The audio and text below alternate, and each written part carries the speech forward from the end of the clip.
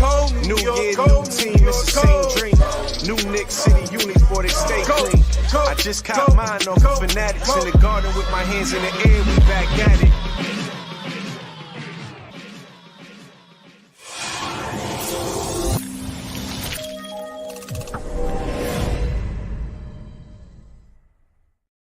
What's happening, everybody? We are back. Pew, pew, pew, pew, pew, pew. All right, I'm done.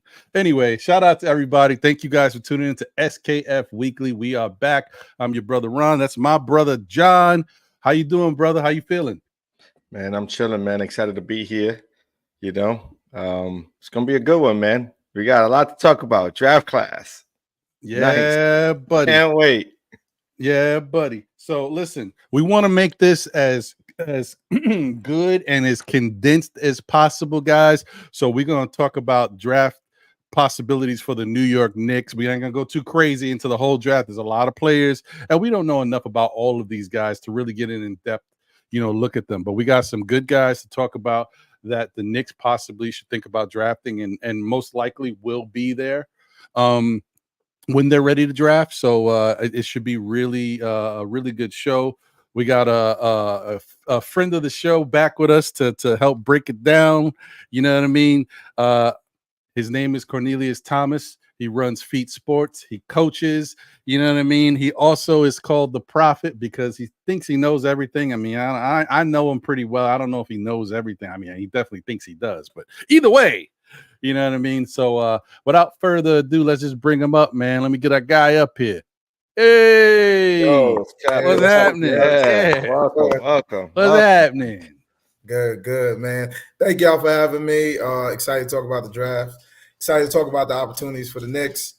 And I just love talking about young talent. So I'm ready to get to it when it's time to get to it. So let's do it. All right. Yeah, sounds good. So we want to go over a couple Knick things, of relevance real quick before we get into the draft coverage. But I want to give a quick shout out to those who have tuned into the chat. Appreciate you guys as always. Walter Blackman in the building. Salute to you, my brother. Andios NYK in the building. Salute. What's good, Andios? Walter said good evening, Ron and panel, by the way. Andios says salute, peace, love, blessings to us, and all hit that like and subscribe to the channel and enjoy the show. And then Space Ghost, my guys in the building. Salute, Ron, John, SKF family. Good to see you. And also, we got our guy Angel Torres in the building. Salute, amigos, he says. Appreciate you, bro. I hope you're doing well. And thank you to everybody else who may be tuned in but may not be in the chat. Please smash that like button and show the show some love, man, because I got to tell you, now's the time. If you never heard me say it before, guys, this is the time. We got to get that YouTube algorithm popping. Off season is here, and it's time to get it cracking. So thank you for all the support. All right. Now, that being said, guys, first off, I just want to say I'm glad to be able to chop it up with both you fine gentlemen. Thank you for being here and rocking with me as usual. John, you know how we do, baby. Okay.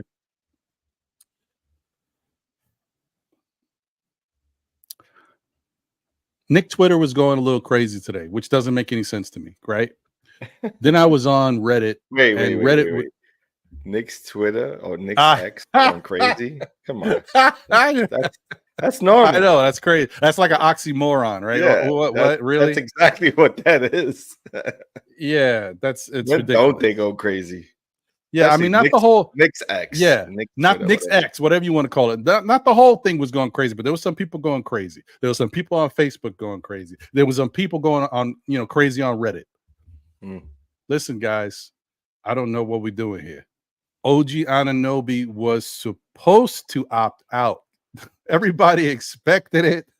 Don't worry. It's nothing new. I saw people on Facebook like, oh, this greedy MFer. What does he think? I'm like, yo, what's going on? The only way he can get a bag is to I was like, y'all got to calm down. It's like, scary, though. It's a scary realization, though, isn't it? It's wild, man. That's wild. I was like, oh, all right. I mean, he's supposed to go. I mean, like for a guy who wants to test the free agent market out, I don't expect the guy to take whatever's given to him. Like, you want to see the open market, and his stock has gone up. being with the Knicks. So Yeah.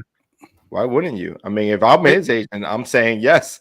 You're going to see the exactly. free agents, you know? And it's not even what is given to him. It's not even what we like. It's not even what the Knicks can offer him. This is his basic contract that he had coming over to us. Of course, he was going to opt out. I think some fans just, they don't look into everything. They don't actually hear what's happening. They don't realize, okay, he was making 19 million. Well, we know he's not going to continue making 19 million. I think people just get a little wild out here. It's okay. It's all right. We good. I think a lot had to do with the casual fan.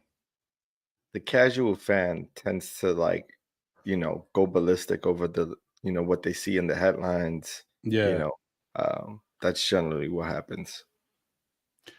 Yeah, I agree. I think it's just one of those things. But thankfully, guys, as we were just saying, this was expected. Now it's time for, unfortunately, the courters and the suitors to come out and try to woo him away from the Knicks. But it's also time for the Knicks to actually make their real offer to him. And hopefully we get him signed on the dotted line. And hopefully it's already a formality. And this is all just posturing, which is what I'm hoping. Right. I mean, fingers crossed. Thomas, what did you think about OG Anunoby's game with the Knicks this year? Did you like what you saw? Spectacular. I think he was the glue. He was the key to it all. And reason being, he was able to kind of set the standard and take the pressure off, other guys to really, really hunker down on defense. And what happened was, by him hunkering down on defense, everybody kind of had a little bit more of that edge to them. And I think it's a big part of why they were so successful. And it also helped balance the roster really well. So it wasn't too much of an offensive focus coming from that position. But, I mean, there was going to be scoring coming from him, but it was that 3-and-D type scoring that it's an opportunity if it's there. But I think he's important to them. It's scary. In my opinion, that opt-out is very scary for me. If I'm a Knicks fan, and I say this because who replaces him if it doesn't end up beautifully? Who replaces him? And that's why this draft is so important, is because they have to groom it. That there can't just be OG. There's got to be the next OG. There's got to be that guy who's going to sacrifice. That's going to help them to have that continuity where that scoring, that balance. I think that balance is more than anything. So I get the apprehension and the fear of the Knicks fan, but OG's huge. He's huge. Yeah. I mean, he's definitely somebody we don't want to have to worry about losing. So we can keep him around. He's not going to be pessimistic either. I'm just saying. No, but it is a reality that you do have to kind of just keep out there, because I don't think it's going to happen, but you know what? Anything can happen. So yeah, I mean, teams now have the option to throw a max deal at him, and that changes everything. You know what I mean? And it's like, as an organization, do you want to pay a guy who has a history of being injured throughout his career, a max deal, or a deal that is going to take up a lot of their, what they have to offer other players. You know what I mean? Because again, you're going to hit the apron, the tax, all of that, and you're going to be limited with what you can do afterwards. And I think for this Knicks team, the first ball to drop should be, the first answer should be re-signing OG, and then soon thereafter you got to re-sign Hartenstein. That's just how it has to get done. You could replace him in the draft. No, I'm just joking. There's a possibility of that. I'm actually thinking the replacement comes off of a trade, utilizing Mitch Robinson, seeing that he's kind of like the odd man out right now. Yeah, oh, definitely. The formula was perfect this year. If the injuries don't happen, I think the Knicks just get all the way. We're there, right, for sure. So I don't see. I think they got to stay the course. Build it the way they've been building it. Even when you think about these draft picks, it's got to fit. So. Yeah, I agree with that.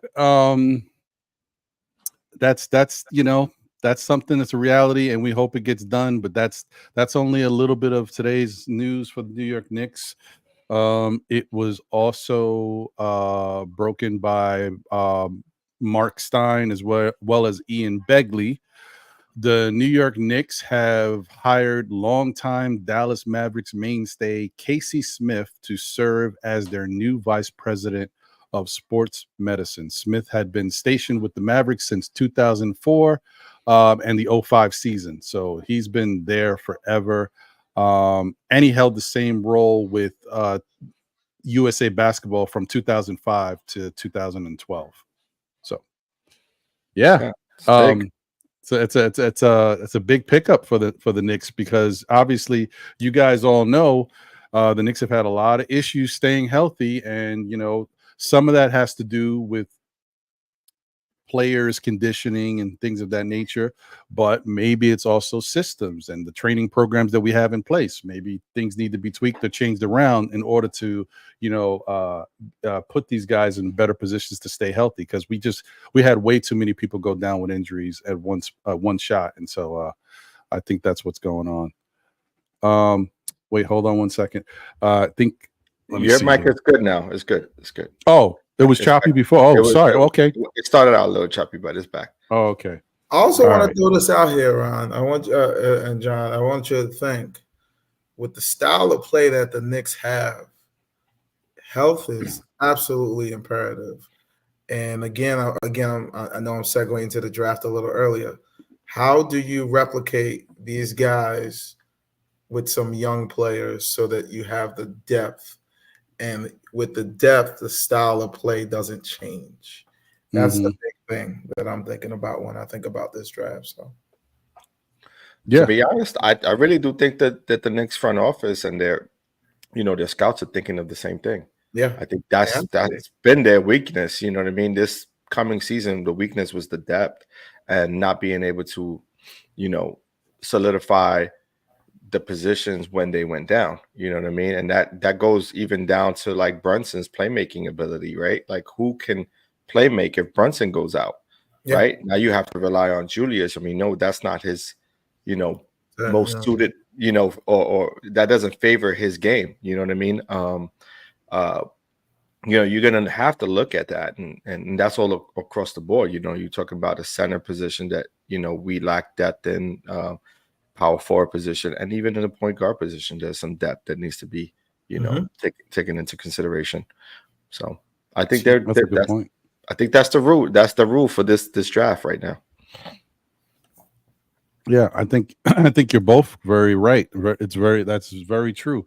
I think that the key to any good organization, which is what we've hoped the Knicks would become for many years, just watching the blueprint of other teams and how things work for them. We hope that they could figure out that happy balance of being able to draft correctly, right? Add young veteran talent so everybody can grow together. But while it's all happening, continue to kind of replenish so that you can build a team that has sustainability for years to come, not just one hit a quitter. 2 years we're good and then we go back to stinking again. Yeah, that's the dream. That's the dream for sure. Yeah. So I think you make a very good point when you say that. So let's get to it, man. Without further ado, let's get it cracking. And shout out to everybody who's jumped into the chat. Appreciate you guys. Once again, please smash that like button if you're jumping in.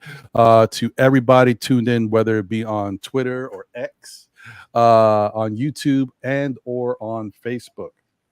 Shout out to Rome Fall Rock. Appreciate you, my brother. Hope you're doing well. Dripmore, the preferred barber of still Knicks fans and the Knicks community, is in the building. Let's go. Now we can start.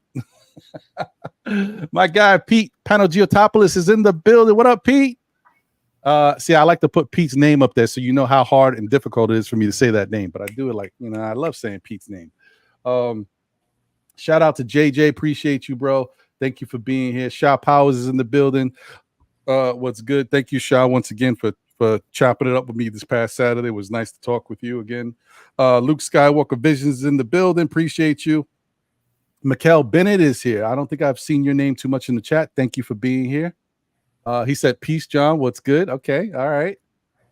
Gideon Amankwa is in the building. G Money's in here. My guy Jay Boogie's in the building. What up, Jay Boogie? We also got Louisiana Knicks in the building as well. Salute. Appreciate you guys. Thank you guys for tuning in. Always good to see all of y'all. All right. Here we go. So first off, guys, I just want to do this. This is just like showing love and paying respects to this guy, but not only because of, you know, who he's related to, but also because, I mean, he's a bucket and we would love to get him on the Knicks, but he's not going to be nowhere near where the Knicks are drafting, guys. But I definitely think we should show him some love because, I mean, his game is pretty damn special. He's an interesting player because I don't know of everybody that's talked about him. I don't hear any negatives. Like, everybody likes this young man's game, that they really think he's special. And once he gets into the NBA and starts to get comfortable, they expect him to have a really good career. So shout out to our guy, Hard Will's nephew, Stefan Castle. I think it's pretty dope that, I mean, you know, he was able to showcase his talent on one of the biggest stages like the dream. You on UConn, and we know what UConn did. I mean, come on. How you can't even make this up. So it's dope that he's able to be able to showcase his talent like that. He's going to be a top 10 pick in this draft. Some say he might be even top 4. He could go anywhere from 4 to 6. You know, as you can see, and this is what's very interesting, especially about this draft, as well as just college talent on the whole, guys. And this is what one of the reasons why I wanted to showcase him and show him some love was because he deserves it, and 2, because I want this to be an example to everybody as we're going through the other prospects that the Knicks actually will have a chance to draft, right? Because look at his numbers. I'm talking high praises about Stefan Castle. Other people have nothing but good things to say about him. But look, 11.1 points, 4.7 rebounds, 2.9 assists, 0.8 steals, 0.5 blocks, 47.2 field goal percentage, 26.7 from 3. That's not great by any means, but that's not his game, really. And then you got 75.5 from the free throw line. And you look at these numbers, and you're like, man, everybody's talking about this Stefan Castle guy, but these numbers don't seem that great. They seem regular. But these numbers don't tell the story, y'all. Stefan Castle is a young man who's got a lot of game, and he played in a system in which his role was to do certain things. And so when you play in a system-oriented, organization, wherever it may be, whether it be NBA or college, you don't get to showcase all of your talents. You're not getting a whole bunch of opportunities to score. You're just kind of fitting in. And he did that really well. And then when we got into the NCAA tournament, he started to take off. So I just want you guys to kind of look at this. Let this be your barometer that a guy with a lot of talent, a lot of skill doesn't have to show crazy numbers in college, and they can still be a special player in the NBA. So keep that in mind, guys. And you guys, what's your thoughts real quick on Stefan Castle? What's your thoughts on him, John? I think he's an NBA player, right? I mean, the one reason I see the points scoring wasn't as high as one would want to see is basically because there's a load of talent in UConn, right there. That's a team that was filled with lots of talent. I think there might be 3 guys coming out, right? This for this draft class. With the UConn. There's definitely 2. Yeah, I think it is 3. Yeah, so yeah, Spencer Castle. There's enough talent out there. So the kid is talented. He's got the skill sets. He's gonna bulk up in the NBA. He's gonna gain the weight necessary to take on contact. He's got the wingspan. He's got the height. He's got the agility, the athleticism. He's a good defender. He's got all the qualities of a solid NBA player. And he finished at the rim. You know what I mean? And that's big in the NBA. You can finish at the rim. That gives you a lot, to look forward to. And it looks like he's projected to go somewhere, 4th, 5th, like maybe to the Hornets. And if you match him up with like LaMelo Ball, that's going to be nice to see. Oh yeah. Yeah. What do you think about this guy, Prophet? I mean, you don't like him at all, do you? Huh? I told you he's my favorite player in the draft. Yesterday. So don't do that. Don't do that. But anyway, I just think he has the it factor. He can score the ball, put it on the floor. He's got every finish type. He's got vision, and I'll tell you one thing I look for in vision is not the pass, the obvious pass. Mm-hmm. It's the two passes away. The guys that can pass the guys open, the guys that can hold the defense with their eyes, which is what I'm teaching my son. How you hold that defense with your eyes and you get to keep that guy open just a touch longer. He does all of that while still being such a threat scoring wise. And I think that is what makes him so special, is he's kind of a guy that can kind of do whatever you need him to do. If you want him to get 20, he can get 20 for you. If you want him to go and get 10 or 15 assists, he can get it for you. The only thing I think right now he's got to work on is that three-point shot, and that's going to come because you get a ton of shots up during, in the NBA when you're practicing. So I think I have absolutely no reservations about him. And I will say, like, I know there's Sarr, I know there's a bunch of guys. I love Buzelis as well, but he's my guy. He's my guy. Yeah, so, I mean, listen, I just can't argue with it, man. Like, you guys, and I apologize, guys. Listen, we talked about this a little bit on Saturday. I would love to make this as informative and as interactive as possible for you guys, and make it as easy for you guys to digest everything we're talking about. But unfortunately, I am, and should I say we are, a little bit handicapped with regards to what the platform allows us to get away with putting up without getting a copyright, because this is the type of time where I would love to be able to put up highlights of these young players so you guys can see it, because like I said, I'm going to be putting up these slides of their face and the numbers, but you can't see their game. You can't see how impactful they could be out there and why we might really like these guys. So, but just bear with us. Hopefully you can go back and YouTube the names or Google the names, and you can see their highlights. And I think, Ron, I know as we go over guys tonight, I think it's good to have people go out and watch film and see these guys and think about how they can fit. You want people to be able to educate themselves on the game and watch the games and educate themselves on the guy. It allows them to be more connected and deeper in the guy. So I don't think it's a negative. I think it's a reality, but I think it actually has a lot of good to it, because when you watch the film, you'll see, what it is about Castle. It's obvious. So, just like everybody's saying it for a reason, and you got to remember, I think he's a true freshman, right? Yes, he is. Yep. True freshman. And when you watch him play, remember he's a true freshman playing like that. So the ceiling is through the roof. Agreed. I definitely think that people will be very happy with what they find out about him, as well as some of the other guys we're going to talk about. So now, just for people who may not know, the New York Knicks in this draft have the 24th pick in the first round, the 25th pick in the first round, and the 38th pick in the second round. None of this stuff is guaranteed. If you're being a Knicks fan, the Knicks love to move these picks around. You never know. You never know, bro. You never know what's gonna happen. I mean, if you had to guess, like, do you think they take all three? No. Yeah. I think they draft two players on. Actually, and that's another thing too, guys. I was under the impression, because historically a lot of these drafts start on a Thursday. This draft is starting on Wednesday, and the second day will be Thursday. So this is actually going to start on the 26th on Wednesday. So keep that in mind. If you guys think to go watch the draft on Thursday, you'll be missing the whole first round. Interesting. I want to throw that out there.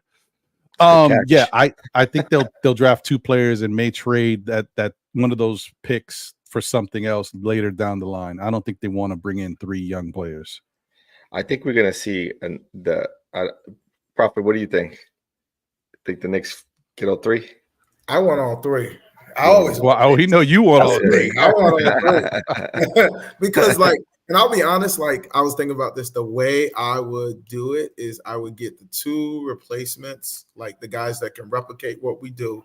You know, so I don't want to give anything away, but there's 2 guys you have that, and there's some guys we're going to mention that literally are the exact replication of these dudes. And then I think with that 38 pick, right? I think it's 38. Is it 38? 38, yeah, 38. 38, yeah. Right? That's when you throw that dart out and you say, hey, let me see if I can get me a star. Right? Let me see, because I'm gonna tell you, in this draft, it's deep. Like a grab and stash kind of kid. Yeah, you can get a Euro guy. There's some really good Euro guys. There's some younger guys that, you know, G League. I don't know, where was Gigi Jackson drafted last year? Oh shoot. I want to think about that, because Gigi Jackson was. I'm gonna take a look, and I'm pretty sure Gigi was drafted pretty second round, number 45. And look at Gigi Jackson. That's really good value, yeah. Look at that. So he was a high school guy, first year guy out of South Carolina. Look what happens. And I'm a big believer, you draft those young, super young guys that are different. You know, they have a lot of projected, like they have it. They're excellent at this or that. And you say, hey, let it rock. Let it rock in the G League. If you get a high school guy that's putting up 22, 23 in the G League, you're set. He's going to come in. He's going to be able to produce because those guys are always going to be on an upward trajectory. So it's rare that you get a young guy that has that advanced a game, right, against pros, right? And when you get one of those guys, you know it's going to be good. And so I say, why not throw a dart there? You know, how many guys, if you look at the Knicks drafts, how many guys, high-end guys with potential, did they draft late in the draft? Right. Never happens. Never happens. Either they trade the pick or they get like a plug guy. But I think they need to say to themselves, hey, okay, we tried the top of the draft, right? We whiffed on that. I mean, no disrespect, but you know, I know how you feel about RJ Barrett, Ron. But it's over now. You don't have to act. You don't have to play like you love him anymore. Okay. All right. Good. All right. So, you know, they whiffed on that. Why not throw a low risk, high reward pick at trying to get a guy? You know, I'm just saying, instead of throwing it away or saying, oh, future draft, this and that, I say shoot your shot. You know what I'm saying? So that's where I'm at with the way to use those 3 picks. Yeah, I mean, yeah, John. Yeah, I just don't. Seeing the Knicks track record, I just don't believe. Oh yeah, they might not. They won't. Bro. Yeah. So for me, I want them to too. I would like to see that, but I don't know. I mean, we look at Jokic has been a stash away for how long now? 5 years, 6 years? Like he may never come to the Knicks. So you know what I mean? It's one of those things. It's like I don't know how solid their overseas scouting is, and their you know what I mean? Like how is that trajectory to coming into the NBA and being able to just maneuver right into the league? I don't know if they got that system in place yet. But I do know from history that I can expect them to hold on to one of those first round picks. And I think they'll let the second one go to another team, and then use that as some sort of trade away from that pick and go like for 2025, late first rounder where the projection is a little deeper when they're talking about the draft class itself. So I could see them maneuvering like that, and then that second round pick, I don't even think that's a stash away. I just think they just find a way to trade both those out. Yeah, and the reason why I say they might is when I'm going through the players in this draft, when I look at guys that have some staying power, it just looks like a draft that might have a few guys extra more than we're used to. that have some staying power. And who knows, maybe I'm gonna be wrong, but I'm probably not gonna be wrong. That's why. So I think there's gonna be more than a few guys that are gonna be able to make a career for themselves in the NBA out of this draft than the norm. So okay, that's what I'm saying. I would like to be from the Knicks. I want to get 2 of those guys. That would be nice for once in a lifetime, right? You actually, focus on that. That would be great. Yeah. That would be great. I think the biggest thing though also is that the way we play, how our team is built and how it's coached, and if you're not off the bat, I don't really. I mean, wow, when Deuce got playing time as a rookie. You know what I mean? Like under Tibbs, Grimes a little, but it takes some time to get Tibbs, into the rotation. You know what I mean? Yeah, you're right. That's the biggest thing for me is he's not going to have the ultimate trust in the rookies. They have to show and prove. Great point. 100%. You know how Tibbs is. So that being said, let's look at our first person.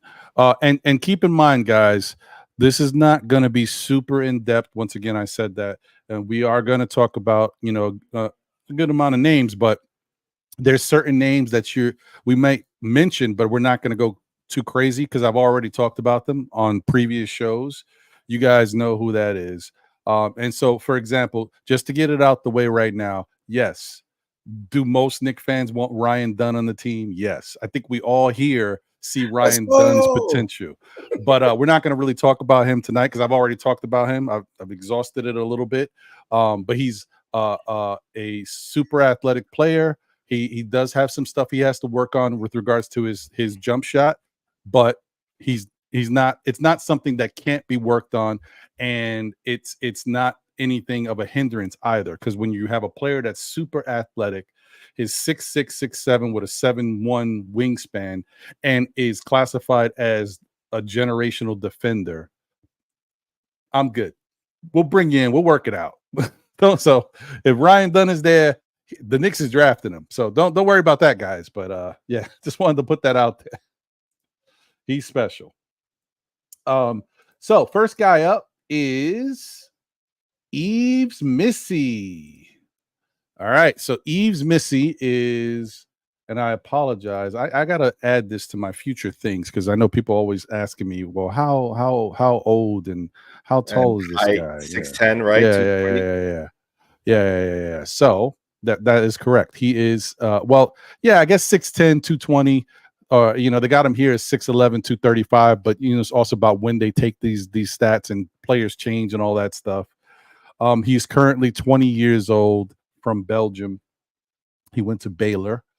And you guys can see his numbers: 10.7 points per game, 5.6 rebounds, 0.4 assists, 0.6 steals, 1.5 blocks, 61% from the field, 61% from the free throw line. I mean, a typical big man. Obviously he's going to grow into his body. He's a college player, so he's got the smaller frame right now. But yeah, he's got a lot of different things and attributes that are beneficial. Prophet, you're welcome to talk about Yves Missy. I just love the frame, and again, the frame and the fit. Again, we were thinking about that pick, and I'm thinking, okay, well, who's going to be a guy that's going to be able to do what Mitch and Hartenstein do? Well, Missy is that type of guy. So he's not looking to score the ball a ton away from the rim. He's 20 years old, so he's going to develop. I mean, with the skill training that exists now, everybody kind of ends up with the jumper at some point, in some way, shape, or form. But I think his physicality is insane. So a huge wingspan, plays with power, plays with violence, which is one of my things that I preach my guys to play with. And it's not hurt people, but it's hurt people, and he's above the rim at 6'11". So we're talking like way above the rim, not like, oh, I'm tall, I'm above the rim. It's I'm off the ground, I'm almost at the top of the backboard dunking. type at the rim. So he's tough in that regard. So it's like when you think about what if you, for a rainy day, if you lose a Hartenstein, if you lose a Mitch by injury, you got this kid. You've had the energy and the activity before from a guy, but the sheer length, size, of a guy to match those two guys, you have it in Missy in a first year pick. So I hear he's rising. So, it's going to be tough now because people are finding out, hey, he's going to be a pretty special talent. But I think if I have a chance to get a Missy, I'm going to get him because he helps to plug that hole where the depth is an issue with a guy that has the bulk, and the size and the height and the wingspan that your guys have already, and he can replicate. So again, I was saying earlier, replicate and fill that spot with a guy that you could just slide right in. And I think when you think about he's averaged 2 blocks a game, he'll probably average more than that. He'll probably average around that in the pros as well. Could be more. Again, when you get that pro acumen, you get the scouting reports, you get to do it every day, all day, you become sharper at it, especially with the specialization mindset that they're going to place on that guy. They're going to say, look, I want you to come, jump, rebound, block shots. Don't worry about anything else. That's all they're going to tell. Right. And I think that's what the Knicks need. And I think a big part of why they got injured so much was the style of play. So you just gotta be deep. You gotta be deep from a personnel standpoint, and they gotta fit what you're doing. So, yeah, I agree with that. What do you think about this guy so far, John? What you're hearing? Yeah, man, everything that Prophet said is on point. I think one of the things that don't get talked about enough is his ability to run the floor. You know what I mean? And get out in transition. I think he's an athlete, and he can finish at the rim, like you stated. I think that's a big key. He is a strong defender. The one thing it would end up happening, very similar to Achua, he's sort of an undersized big man, especially when you're going against your Embiids and on Edie or something like that. It's going to be tough to defend. Have that guy to defend him, but he's active on the boards. He's a big body, but an athletic one. So he's going to contend. And I do like what he can do with the ball and off the ball. He's a willing passer. He's a solid passer. So I think those are the keys for me. Is that he's someone who I would look at as a solid pick with that. What is that? 24th pick, 25th pick, 24th. Yeah. Either way, they've got some flexibility. If he's there. Yeah. NBA Draft.net has him at 17 to the Lakers, but that's because he's rising every day. I think I'm hoping that he'll drop, and I think he may. But there is, I also want to throw this in there. There's that Derek Lively effect right now going on. So right. That's those type of players are definitely getting better looks. That's why the Khalil wears stuff, right? And I think he's missing a little something. He's not, for me, he's different than a Missy, and that little kill mode energy. That's what I call it. It's like when the guys are just ultra aggressive, Missy has that. That's why he's got that motor, right? Like he's got that, like it's really that motor, that Stoudemire effect when he came out of like high school, where that killer instinct. I'm gonna attack the basket, and I think that's the difference when you see a guy like Messi. And I will also say he'd be a great P&R guy with Brunson.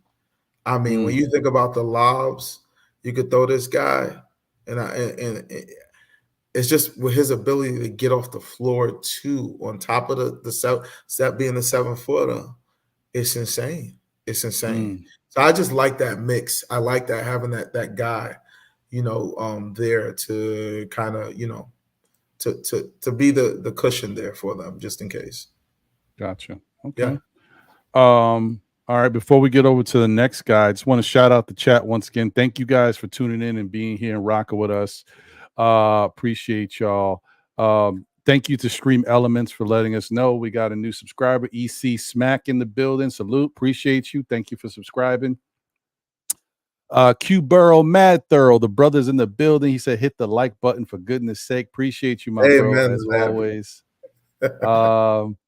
Shout out to Sherwin in the building. What up, Sherwin? We had a spirited back and forth last Saturday. Appreciate you being here. It's always good to hear from you. Nick Yak is in the building. Salute, Nick Yak. Appreciate you, my brother. Phil Porto is in the building, part of the Knicks Morning Brew as well as Morning Brew Sports Network. Thank you, as always. Good to see you, brother. Let's see. We got Deron Wayne, a member of the channel here. Thank you, Deron. Appreciate you. He says salute, Ron John and Feet Sports. Appreciate you, brother. 19 Conman NYC is in the building. Appreciate you. Thank you for being here. He said, are you referencing Center Ulrich Kamchi at Feet Sports? Is that who you were talking about before? In regards to... I don't know. I knew you was mentioning somebody big earlier. Maybe that's who you were referencing. I'm not sure. No. Shout out to Parrish Duggar in the building. Appreciate you, Parrish. Always good to see you. We got Hector Gaston in the building. Salute, Hector. Appreciate you. Good to see you. We also got Stephen Hewitt. He says this Cornelius guy knows his stuff. Appreciate you, man. Thank you. Yeah, there's a reason why he keeps coming back to the show, man. We love chopping it up with him. They don't call him the prophet for nothing. All of a sudden, man, I got all these rap bars in my head. I can't stop. Also, shout out to my guy D-Block. What up, brother? Appreciate you. Thank you for being here and rocking with us as usual. Okay. Oh, we also got a super chat. Thank you, Parrish. He said, Okoro, Oubre, DeAndre Hunter, and PG-13 all are gettable with enough picks. Bogey and Mitch. We're great just with JR, Julius Randle, and the Nova Boys as a base. We don't need to overpay OG or iHeart with the guys mentioned. So are you telling me, Paris, that you'd be comfortable letting OG and iHeart go if we were able to get all of those guys or a combination of them? Because I don't know about Okoro, Oubre, DeAndre Hunter, and PG-13. I don't know about all of them. But the other thing too, let me just say that the PG-13 is getting a lot of love and it's got a lot of legs to it lately. But guys, listen, that all depends on him to even get it started. It starts with him, So starts with taking on the option. Yeah, we'll see about all that. I don't know, And it's not like it's got a bad option. It's like 40+ million. Like, okay, it's not going to kill you. but plus, he will be leaving his hometown. Mm-hmm. Yeah, his mom is in a wheelchair. She gets to watch all his games. Like it's a lot that he's gonna have to shift. Like he does his podcast out there. Like he's got a lot going on. Yeah. You know what I mean? It's a lot to think about. As my dad always says, a bird in hand is better than two in the bush. Right? Is that what they say? Yeah, I think that's what it is. Say. Yeah. Yep. Yeah, that's true. So. Shout out to Brooklyn Butch in the building. Appreciate you. Thank you for being here. Okay. Okay, so and Parrish is saying either or Mitch or iHeart. Keep one of them. And I definitely think no matter what happens, guys, I think I said this on Saturday too. I think the Knicks are going to keep one of these bigs because they want the C word, continuity, man. Amen. Tell it, brother. Preach. Let the church. And it really comes down to like, is iHeart looking to get a bag? That's really what it. Because if OKC, let's say, just throw that team out there, for instance, who has the flexibility to throw a large number at iHeart, does that could potentially take you out the running if iHeart is looking for the same sort of number. Now, if he's willing to come back at a discount, then he's ours, right? Because the fit, the continuity. But if it isn't, then he's gone, and now we have to roll with what we have, which is Rich Robinson then has to stay unless we could find a comparable player to that, to what he brings, Yeah, 100%. Once again, shout out to everybody tuning in. We've got 94 people watching across all platforms. Please smash that like button if you're over here on YouTube. Like I said, it's really important, especially these days. The off season is really important. This is a time for a lot of different content creators to grow. So if you can smash that like button for the show, it would be definitely appreciated. So thank you for rocking with us. Question. Mm-hmm. And I think I want confirmation more than anything. Knicks are over the cap. Not yet. Not yet. We will be, but not yet. It starts with if we sign OG to a max deal or somewhat close to like 34 or something, or close to 40, and then you have to take on iHeart. Then at that point, you're maxed out, right? Like you have to go over that apron, that first apron. But you have like I think 30 or 40 million to work with now with the new contract agreement. Mm-hmm. Okay. Just so they can play in the luxury tax area, like they can play again, and that luxury tax is a big. See, the cap situation for me has a big impact on if I keep the picks or not. Obviously, the desperation means I have to keep the picks. So if decisions are made that get them over that cap, they have to keep those picks. Right. Or they have to be looking to trade and plug through trades. But I'll be honest, it is very dangerous for them right now to mess with this chemistry. It's beautiful chemistry. It's rare chemistry that the Knicks have right now. So I really wouldn't want to subtract if I didn't have to, because everything was literally the perfect except for the injuries. Right. And just so you know, for the clarity purposes, Knicks do not have a lot of free agent money whatsoever. They've got a mid-level exception they can use. They got, so they don't got a lot of money. I thought they were. I just wanted to get confirmation, like I said. Yeah. With that in mind, it's like you need to say, I'm using these picks to give me the bench that I can't acquire because I don't have the free agency space. And that's the thing. That's the caveat to your point. And that's the reason why, even though we do know that Tom Thibodeau is not going to want to play these young guys, he's got to. He may be forced to in certain situations if guys can't stay healthy, or if these players really ball out in practice and show him something and things start to dictate it. But it's better to have that problem than to not have the problem like we were stuck with this year with guys on the bench that he did not feel comfortable using at all. So well, here's the key though, and think about it. Like they're in this playoff run, we lost certain guys, so Bogey had to play, right? Bogey stepped up. He played in the playoffs and he played decently, and then he got hurt, and then Burke stepped in and played decently, right? Like like he stepped into a role. So I think for us, and with this New York, and Bogey just got re-signed with the Knicks, so now he takes the whatever offer they give him, 19 mil, whatever. So that's what to me it seems like whatever they're doing, they're maneuvering pieces in order to make a trade happen, in order to get a trade done in advance of knowing what they want in the future, right? Or in the upcoming future with like free agent class, or guys who may feel like, mid-season next year, they're like their team. They don't want to stick through it all. And then they want to find their way out, because this entire season that we played in, all signs or everyone who was in media was talking, or in the inside of media was talking about the Knicks make a play this summer, right? So if they're in a play this summer, those conversations are still happening. You know what I mean? That's without a doubt. So it may happen like directly after the draft. You know what I mean? That's why in my head, I'm assuming that they're going to probably keep one and use the other two as trade bait to coincide with what they've been talking about all along. You know what I mean? Which is not a bad thought. Shout out to Prezi the boss. Shout out to you. I don't think I've seen you in the chat.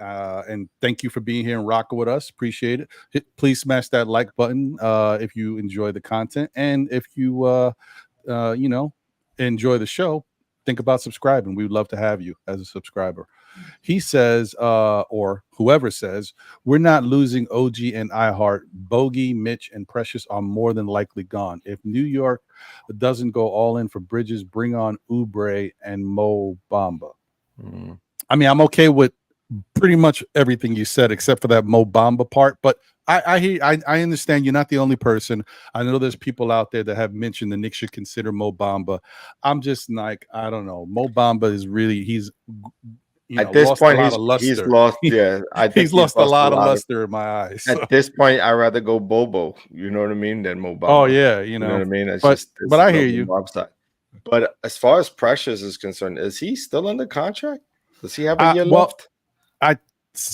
So I don't know. I don't know if the Knicks have officially done anything yet. Free agent. He is, right? Okay, so yeah, I think so. Okay, so he's gone. I mean, they'll bring. I think the only way they would bring Precious back is if they pulled off a trade, right? And then there was a need to bring in somebody, and we had a little bit of that money left over. We're still under the second apron and could use another one of the exceptions we got to re-sign him. I don't know how that works. I think that's how it could work, but I'm not sure. But yeah, other than that, I think Precious might be gone. Yeah. And I thought Sims might be gone, but then they show Sims working out and he's working on a jump shot. I never know. He's not making enough, like to make an impact. Like to make an impact. So it's another reason why, like, I think he might be gone, but maybe there's no need to get rid of him. You know what I mean? Because he's only making like $2 or $3 million. And he knows the system. He's a good locker guy. He's gonna do what Tibbs need him to do in practice. Like, you know what I mean? He can fill you minutes when guys go out. Like, you know what I mean? Keep him. Yeah. Shout out to thank you, Miguel P. Appreciate you. Good to see you. He said, he is a restricted free agent. Woohoo! Good job, Miguel. And Phil says Bamba is trash. Watching the whole year in Orlando, and even the Magic fans wanted him benched and traded. And Phil's out there in Florida too, and so he was that though, right? Wasn't he? Yeah, on the bench for most of the year. Yeah, it was kind of wild. That's why I'm done with Mo Bamba. The best thing from Mo Bamba that I remember is that song. But anyway, whatever. I'm sorry. That's mean. But it's true. I think the biggest thing to when you start to realize kids when they fall out of favor with teams with these young men. It's really about their motive. Do they really want to be NBA players? They really want it. Point, like, you know what I mean? And I'll tell you now, and again, it's so hard to find guys that have that motor, that play hard just because. Mm-hmm. It's either social media, it's money or fame. When they get there, it's like I'm here. I'm good. I don't need to go hard. Like I'm one of the best in the world. And that is exactly how you become not one of the best in the world. So I think it's important. Like, I think that's a great point, John. Like, guys don't have motors a lot nowadays. It doesn't happen. That's why a guy like Missy and some of these other guys that we may mention here moving forward are really good guys and will fit. Because when you play for Tibbs, you gotta have a motor. Like, you can't play for that's 1 through 5. You gotta have a motor. Like 1 through 5. And that's exactly why I would never see Luka being a Knick. As long as Coach Tibbs is here, Luka will never be a Knick. It just wouldn't happen. He doesn't have it on the. He would have to. He would have to. It wouldn't be a marriage made in heaven. It would be the complete opposite. Exactly. Yeah, it's cool. Yeah, I don't know if I see it either. Shout out to just one more before we get back into everything. Real quick. Shout out to L Dammit in the building. Salute. She said, "Smash that like button. Appreciate you. Good to see you." 713 Gamer in the building. Fliggity. He said, "We back in it. What's going on?" That's my guy, Flamethrower. Appreciate you, brother. And so where was I? Just had Phil said, think there's any truth to what was being said about Memphis being willing to trade Luke K and their number 9 pick for Mitch? If so, let's pack it up and get me Oubre as well. Listen, this I think there actually is some truth to this, because I heard this over a month ago. Right. And when I heard it, it was proposed that the Knicks should consider this type of trade, and somebody, it doesn't just pop up out of nowhere. So I'm like, I was like, this is interesting. And then they said, the Knicks, and at this point, I'm just, giving you a little bit more information. At this point, the number 9 pick wasn't even involved. It was just Mitch for Luke K. And then it was like then the Knicks would cut Luke K and recoup some of that money and be able to have some flexibility to go sign somebody else. That's what it was initially. Now with the number 9 pick, that makes it even juicier. That's more enticing. I had some concerns about that on the Memphis side. Like, I'm not sure Memphis would like to have Jaren Jackson and Mitchell Robinson next to each other on the front line. Right. They play similar positions, right? Like, I mean, Jaren Jackson could shoot it though. They're huge, but they're huge. Like, big guys. Like 7 foot, both of them. So it's like, but they already have that now. Well, and maybe they're willing to get rid of. Right? What? I'm sorry. Isn't Luke Kennard a No. I'm not him.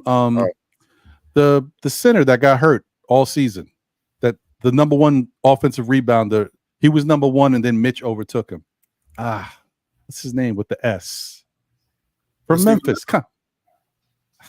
Adams? Man. Yes, Adams.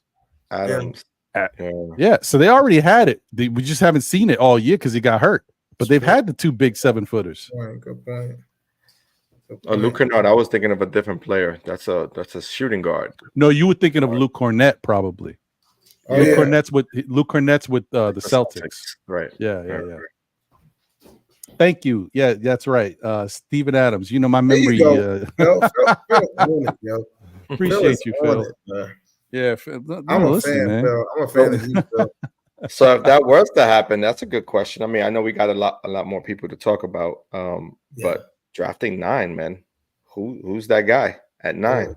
Let's not do that. Let's not do that. Oh man, listen, I will tell you next week. No, we'll be done with the draft already. Let me tell you, if Devin Carter, okay. Anyway, nah, you can't. Stop. Can't do that. Okay. Can't do it. Stop it. Don't get me all excited, hot and bothered out here. Let's say that for another show because that's going to be 2 hours right there, off the rip right there. You have to come in right before the draft on Wednesday. Exactly.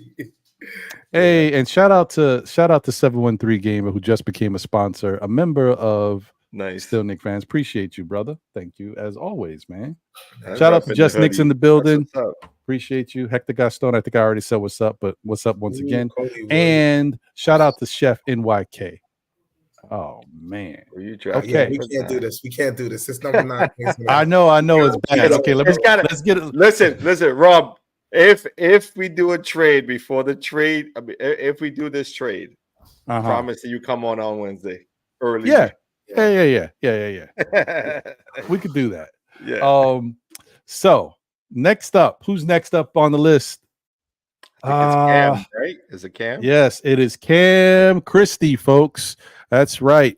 This is from Minnesota. You see the M.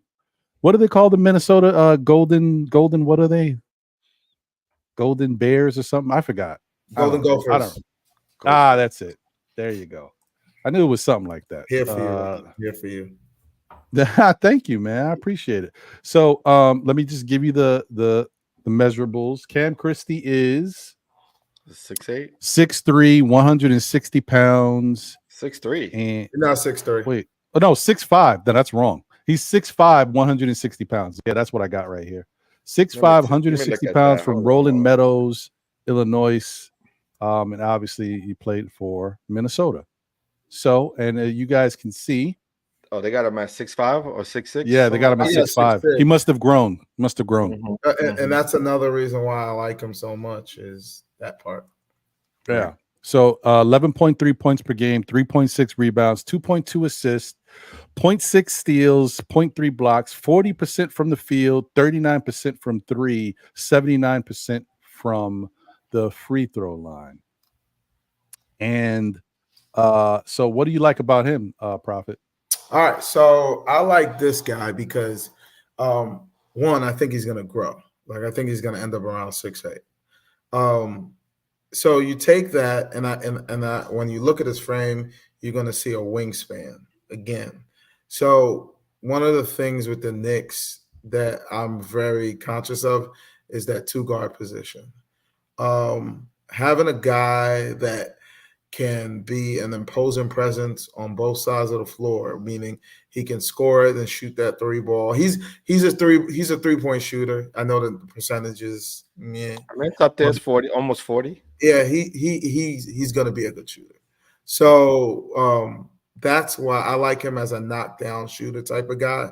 But I think he's going to have some relevance defensively because he's most likely going to grow another 2 inches, I think. How old is he? Is he 18 or 19?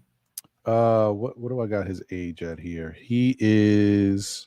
Oh wait, gotta go back to the other screen. Sorry, I'm not sure if he's 18 or 19. Might be. He is. He's 18. 18. Yeah, 18. So he's got 3 more years worth of growing left. You know, you got all the way up to 21 to grow. So with that in mind, I think there's a lot of projectability left with him. We're seeing it a lot when guys get drafted at 18. They usually add 2 feet, they end up adding a little bit. Nah, he's Max Christie's brother. And he's going to be a bigger version of Max Christie with a little bit. And if they can teach him the Knick way, he'll also be able to integrate that Max Christie offense with some defensive grit, which I think is what the Knicks kind of have. Well, Dante's I think he has that defensive grit at a real high level.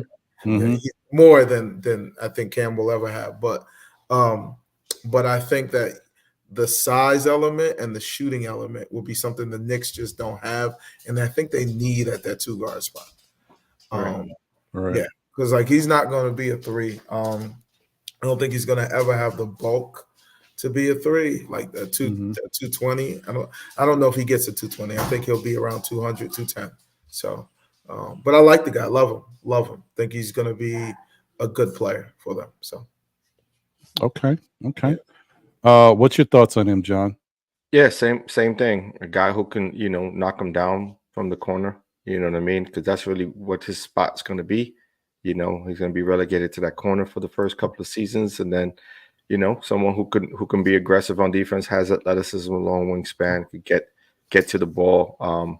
He could run the floor. One of the things, I don't know if I've seen enough of him as a finisher, like someone who's going to throw it over people or anything like that. That's the one thing, because he's light, that concerns me.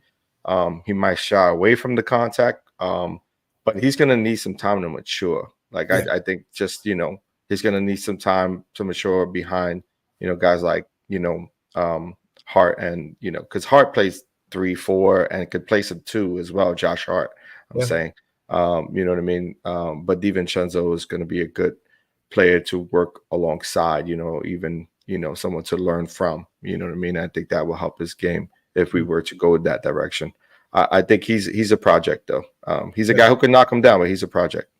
Yeah.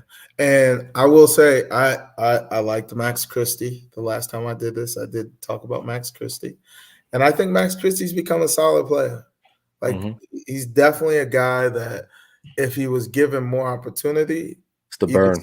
You can see him. That's the issue. So it's not a question of the talent. Sometimes it's the situation. But I think he's a better version of Max.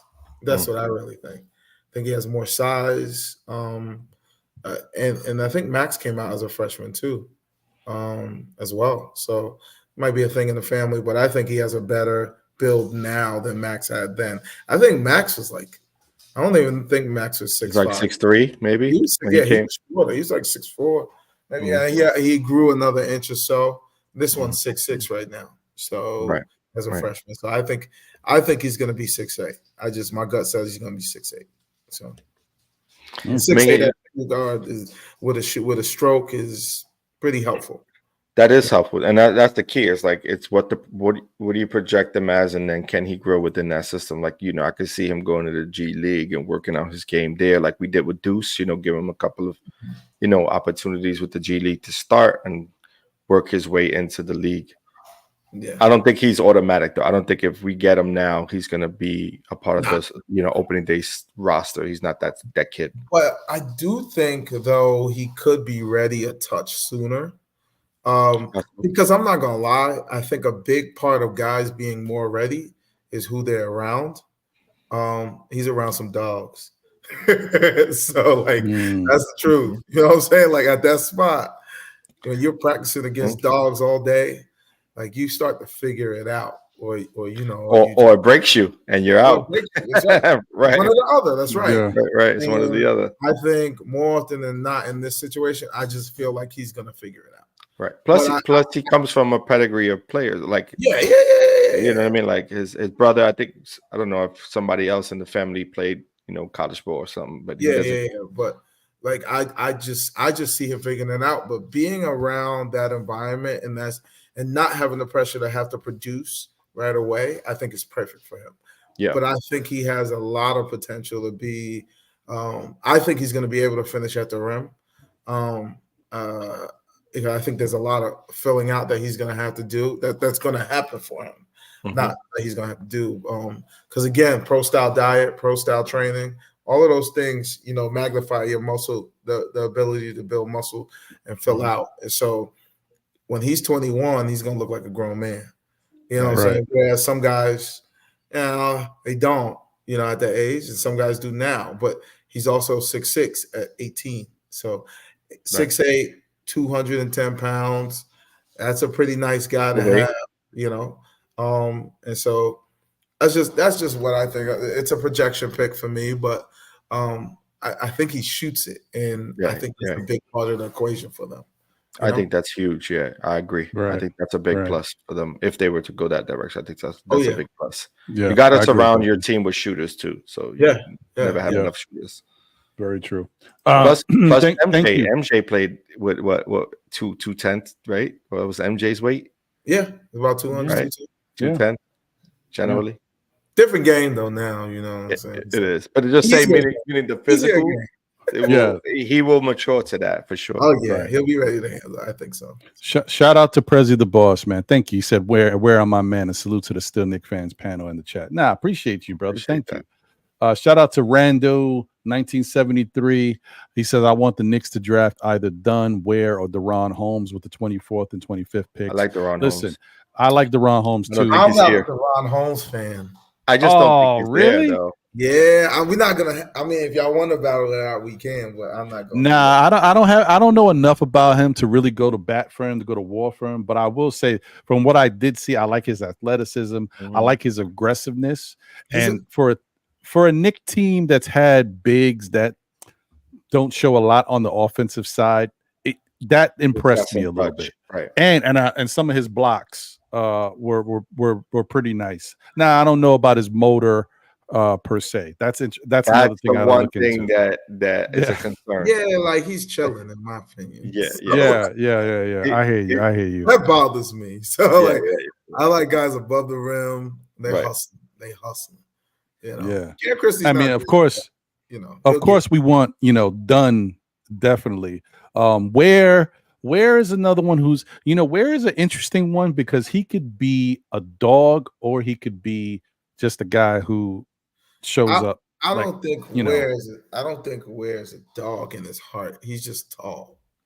And that's a big part of it with him. That's the reason why I brought that up, because I wanted to. Do you think he's Kevin Knox-ish? I'm not saying he's probably better than him, but I'm not gonna comp him with Kevin Knox, but 7'1". There's a lot of 7'1" guys that are like, I do this because I'm tall, not because I'm about this life.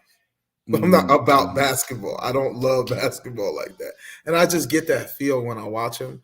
Like I'm tall. I'm playing because I'm tall. And I'll start to figure it out, you know, because I'm tall. I'm going to figure it out. But, like, I don't know how much – he doesn't work like Missy works. Like, when you watch Missy play, Missy's all over the place. But Ware is not all over the place. And he's trying, though. He's made strides. But Missy is, like, active. And so, like, I think for this – I mean, it's nice to have the size, but especially with the Knicks, you got to have a motor, man. Otherwise, you just won't. You can't do it. I think Knicks fans now more than ever, we appreciate guys with motor because we're not used to having guys with motor. But this team has a bunch of guys with motors on them, so it's nice to see that. So I'm with you on that. Yeah. Now, shout out to.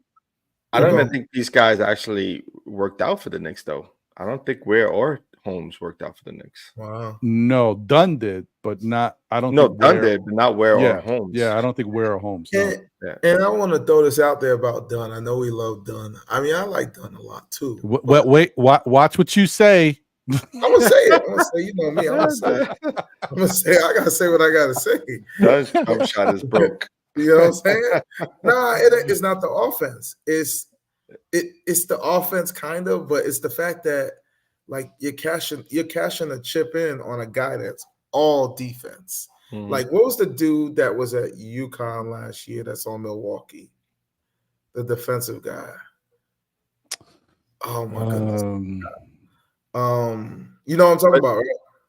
Yeah. You know my memory's trash, man. I can see his face. I can.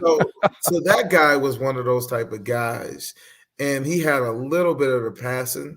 So they tried to use him like a little point forward type of guy. Dunn, if he works at it, he could be similar, but he's going to make his money in the NBA on defense. How many teams can afford to have just a defensive guy and make it fit? And it's like, can the Knicks afford to do that? Just like a pure, like there's no three in him. He's not shooting the three ball. Yeah. Like he's there. Not now. Yeah, right. Not yet. But like he's like OG without a three. Right. Mm-hmm. I mean, listen. That's a big part of OG. For some teams, you can take that risk and take that chance. The thing about the Knicks is the Knicks are in that little that in between point right now where we could use a little bit more defense, but we could also use a little bit more offense. So with Dunn, going back to Tom Thibodeau, I think it's a risk they can take because he's not really scheduled to play right away. If they needed him and he balls out in practice and an opportunity presents itself, Tibbs will give him the proverbial thing he gives every rookie player: 45 seconds at the end of the first half. You know, like it just is what it is. I'm not worried about him because he can grow into it. And by the time that he gets meaningful playing time with the Knicks, he might have a better jump shot. He's Matisse. I'm not saying he's going to be knocked down, but he might be a better shooter. Actually, you know what's interesting, and you might find this as a slide to Dunn, but we got someone comparable already. Jacob Toppin plays defense. Like that's what he came in to do. He's not an elite defender, but he came in playing defense, right? So it's like, what are we doing here? I mean, he has to be 10 times the defender. He's special, though. You know what I mean? Like, if he's special, then you got to give him that opportunity. You know what I mean? Like, to show it. So, if generational. Yeah. Ooh. And that's the thing that I'm going to keep saying it, man, because you know what? I've never heard somebody say that about a defender before coming out of college. So, we got to take that. I have to look at some of his games because I haven't really seen him. What year John, let me tell you, he's like a demon all over the place, bro. Catching, he's picking pockets, he's dunking on you, he's blocking your shot. Like if you got him beat, he's pinning you on the backboard. He's Pippen-esque. He's very Pippen-esque on defense. He's very he's special. I will say that. So far, he looks really special on defense. Okay. Again, that's the college level, though. Different. Yeah, I mean, we just got to see how it all translate and how can the Knicks make it work. But like I said, to my whole thing is balance, right? You bring in a guy like Dunn, you better bring in another guy who can shoot the rock. You know what I mean? Like you get yourself some balance. Right.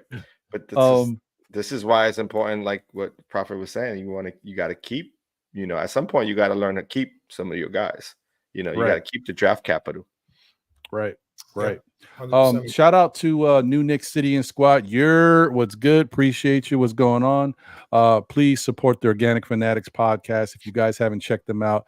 Really good dudes, fun, exciting, and they love going at each other, man, because they family. It's really fun. Definitely show them some love and check them out on YouTube. Shout out to Dorcasaurus Rex. I commented on his name. He popped in on Saturday. It's good to see you again. That name is so unique. Appreciate you for being here. He said, trade Mitch, Bogey, and Sims, maybe consolidate picks, grab Edie. We will never be outsized again, like versus Indiana. Listen, that's one way of looking at it.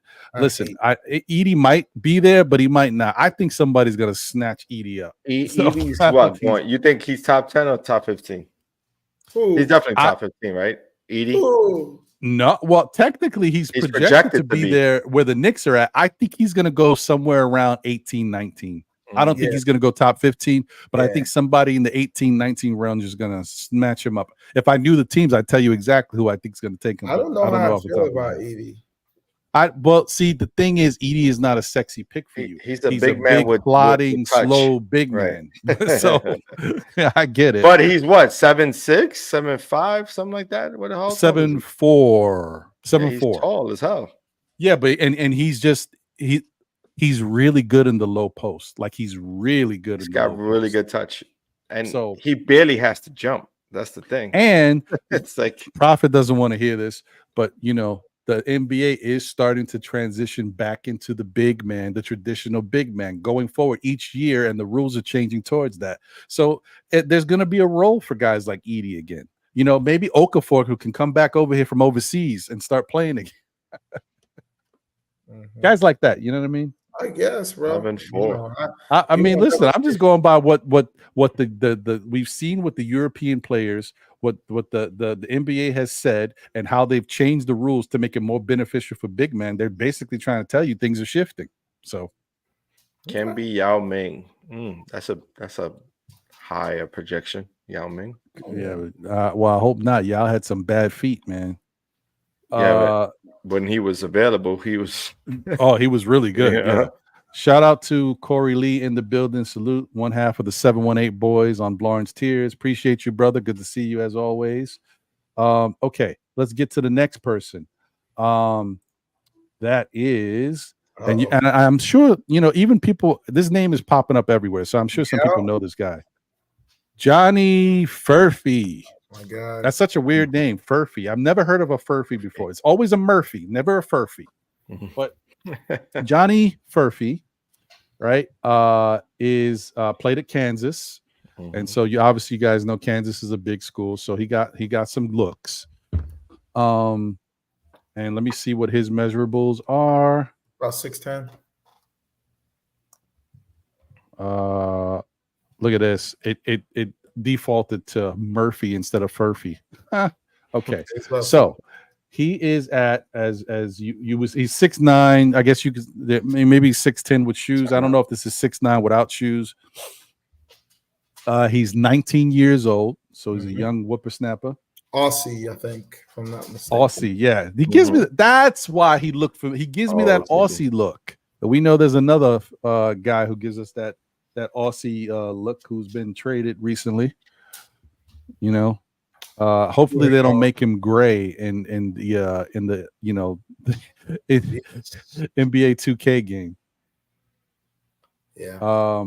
But Johnny Furphy has averaging 9 points per game, 4.9 rebounds, 1 assist, 0.9 steals, 0.3 blocks, 46% from the field, almost 47%, 35% from three, 76.5 from the free throw line. Now, before you talk about Johnny Furphy and what you like about him, Prophet, can I just say the one thing I don't like about him?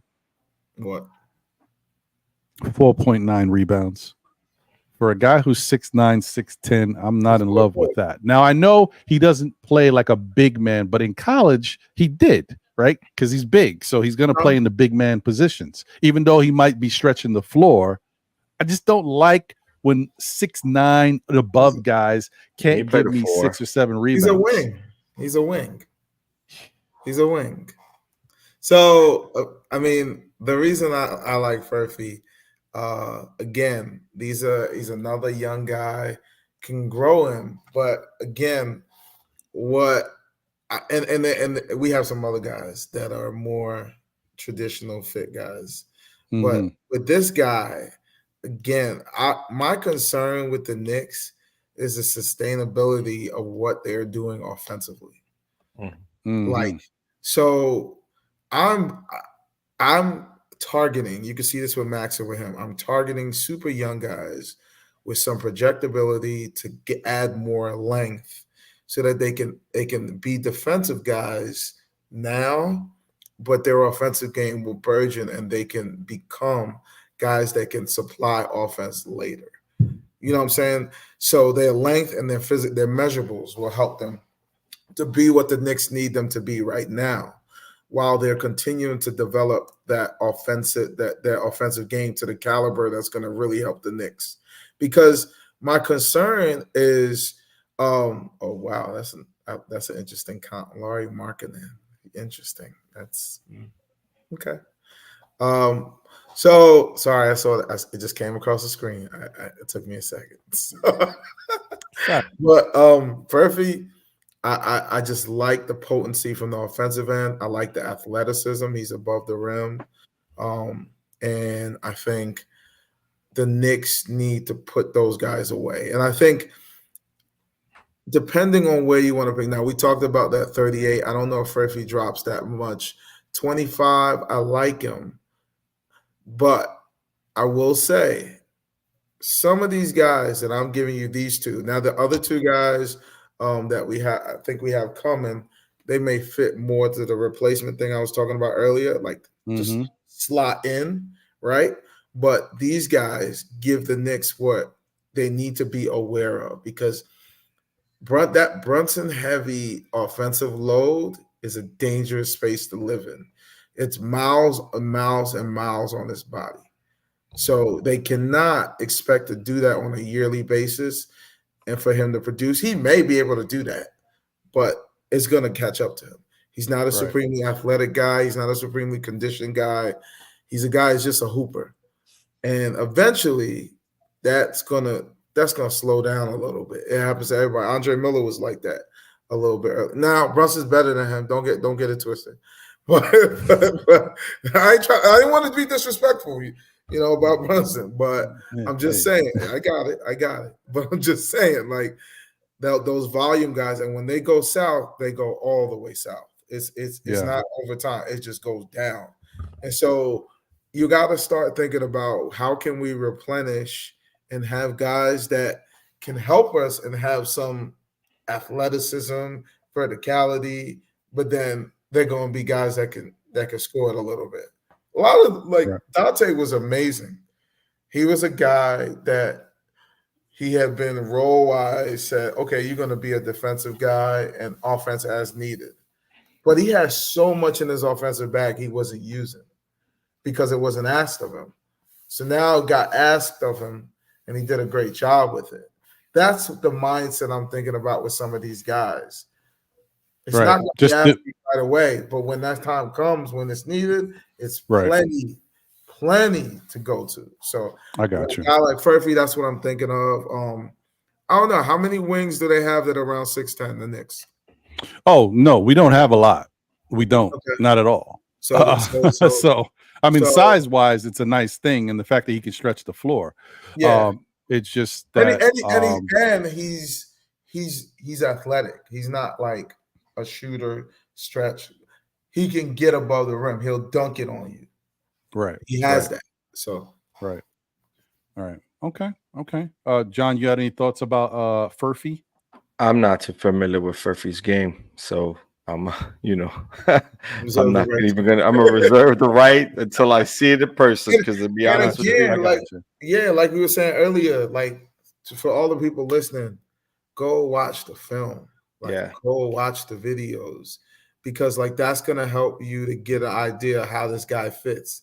Like we give you insight, we may give you a perspective, but ultimately you got to come to your own realization if it fits or not, and then you can speak on that.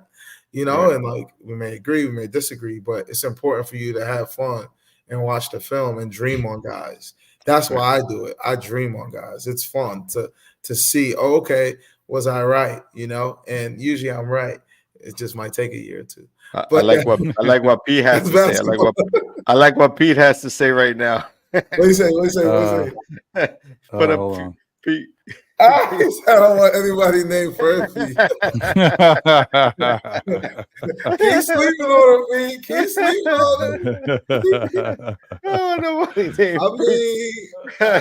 It's definitely listen. It's a different name, man. I don't know. Shout out to Soulfinger in the building. Salute. What's going on, my brother? Good to see you.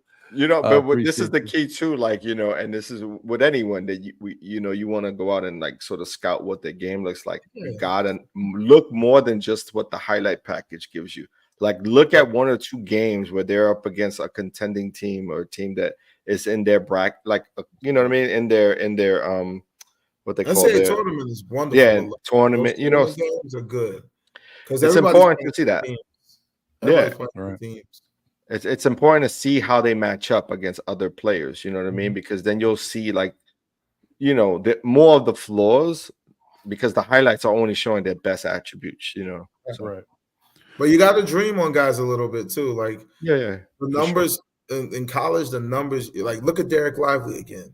Right. It's about that fit, and you don't know the projection. Like, by the end of the season, Lively was shooting the 3-ball. Like. And I think Lively's going to have a good shot because his mechanics look pretty solid. But, you know what I'm saying? Like, you didn't see that coming. I didn't see that coming. I didn't think Lively was going to be that good. But. Yeah, well, I mean, a lot of us, knew he had potential, but I didn't think it was going to happen so quickly. So, shout out to him. Yeah. But also the pedigree, parents, right? Like, it comes back to, like, if you have people in your family who have been in, it's super important because it teaches, they learn firsthand on what the work is to get to this position. You know what I mean? That's really what it takes. It's like talent gets you but so far, and then it's work ethic that gets you in the NBA to stick. You know what I mean? So and it's huge when you say what the work is, because I was just talking to my buddy. He's got a kid. Shout out to Elion. He plays at the Carmel School. He just graduated. He's going to Shenandoah College. And the kids' bloodlines are amazing. So, like, it's a good thing. Like, it helps, like, to have that and, be able to have a model to kind of focus on. Right. Yeah. Shout out to the chat once again. Appreciate you guys. Knicks 100 in the building. Who else did I just see? I just saw somebody else's name that I wanted to make sure that I shouted out. Wiz, obviously. Shout out to you, Wiz. BKLA, what's going on, Wiz? 19 Con Man in the building. Salute. We have another new member, L Car, in the building. Salute, L Car. Thank you. Appreciate you. And also, I wanted to shout out Dorcasaurus Rex again. He said, and this is what I kind of talked about earlier, unfortunately. He said, y'all should play highlights of these cats you're discussing. Would love to. Would love to. This is where it goes back into the platform and us getting copyrighted and or us, because I've done shows in the past where we put up the highlights, and not only did they hit us with the copyright, they took the show down for a couple minutes. So I don't want to even. It's one thing to it's a tricky to do highlights of NBA players, right?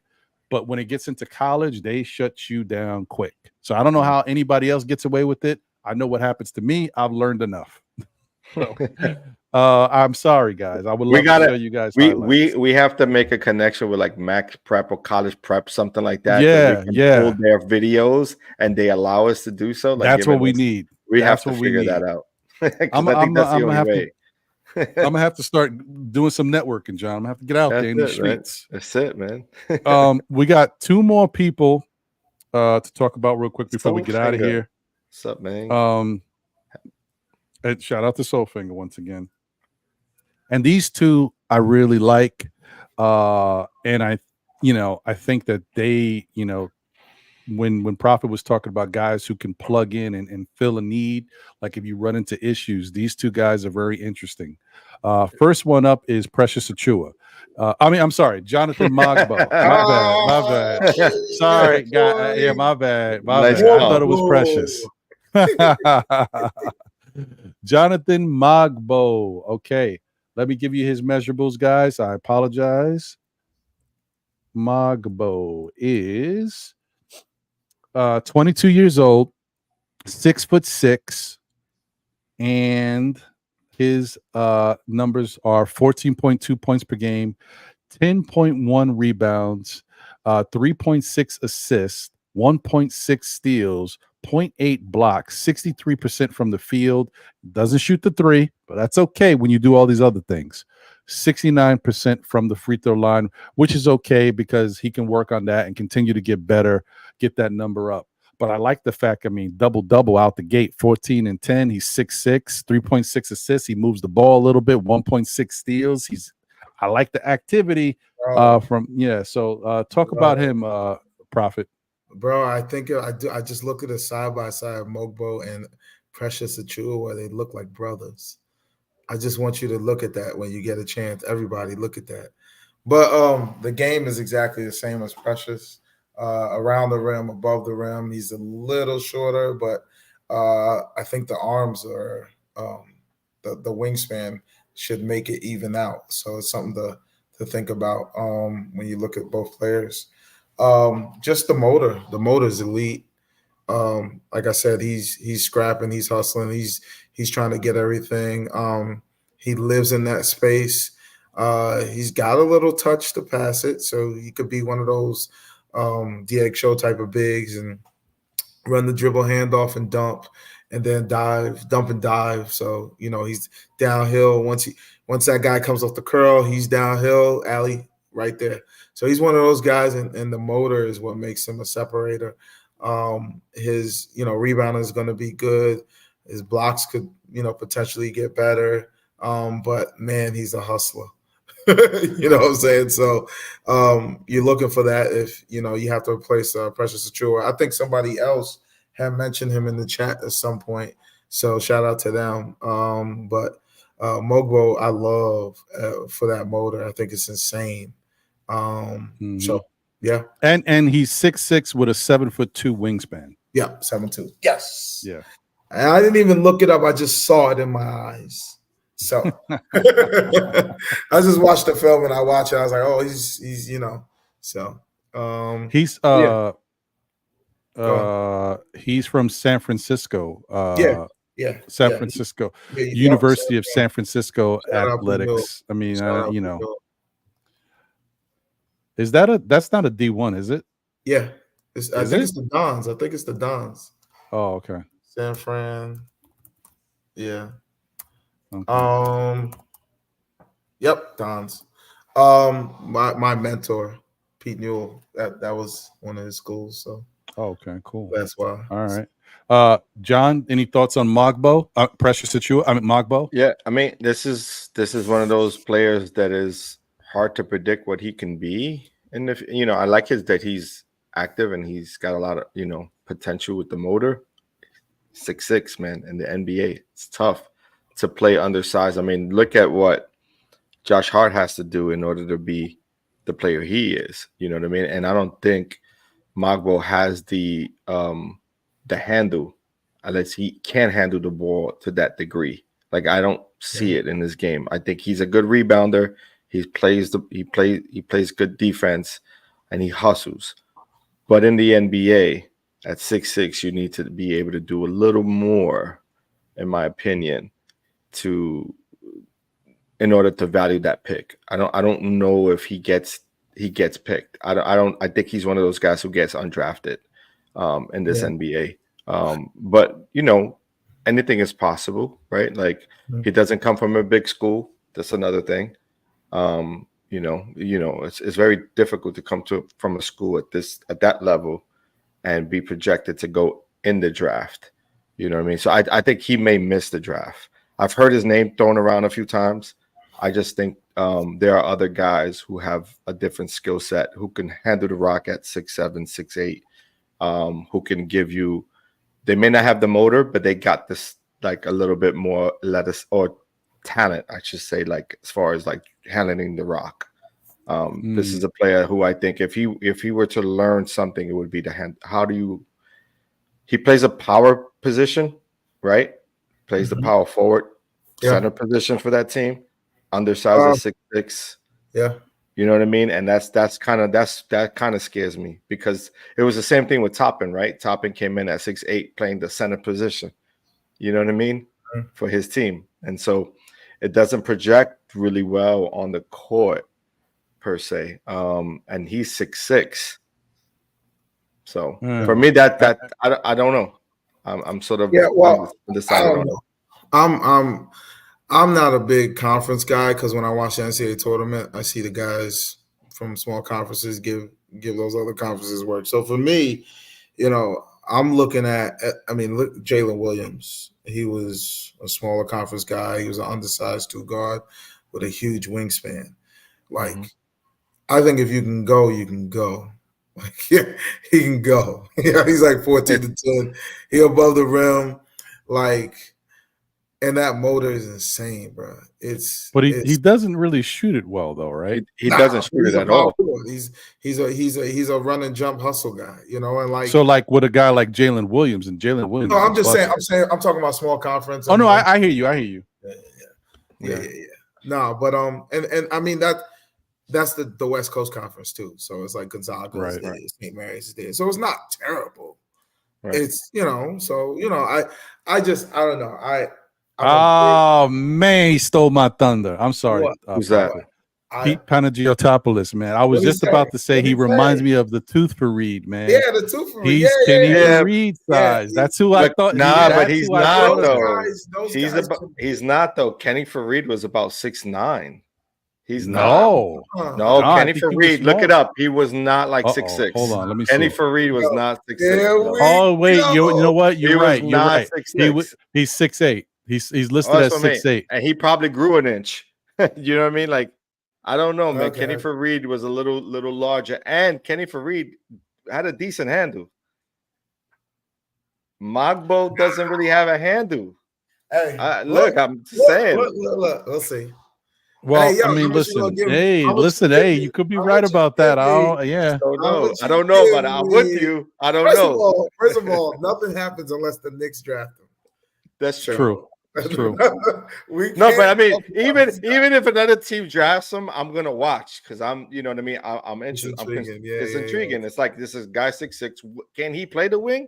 I don't know if he can. No, he's gonna play 4. He's gonna play the 4. That's what I mean. You know what I mean? So, if a guy at that size should be interchangeable, is what I'm saying. Right. He'll be able to play the 3. He just will have some limitations. Yeah, on the defense he could do it, but on the defensive end, yeah. Probably be that. And these guys, like I said, they work on their game. He's gonna learn to shoot the 3 ball. It's just a question if he's gonna do it in games. Like, is he gonna do it with volume in a game? I don't know. Shout out to Pete. Thank you. He said he played at Missouri State before San Francisco. Got you. Right. Thanks, Pete. Appreciate you, brother. Shout out to Julian Blum in the building. What up, Julian? Good to see you, brother. Hope you're doing well. What's up, Julian?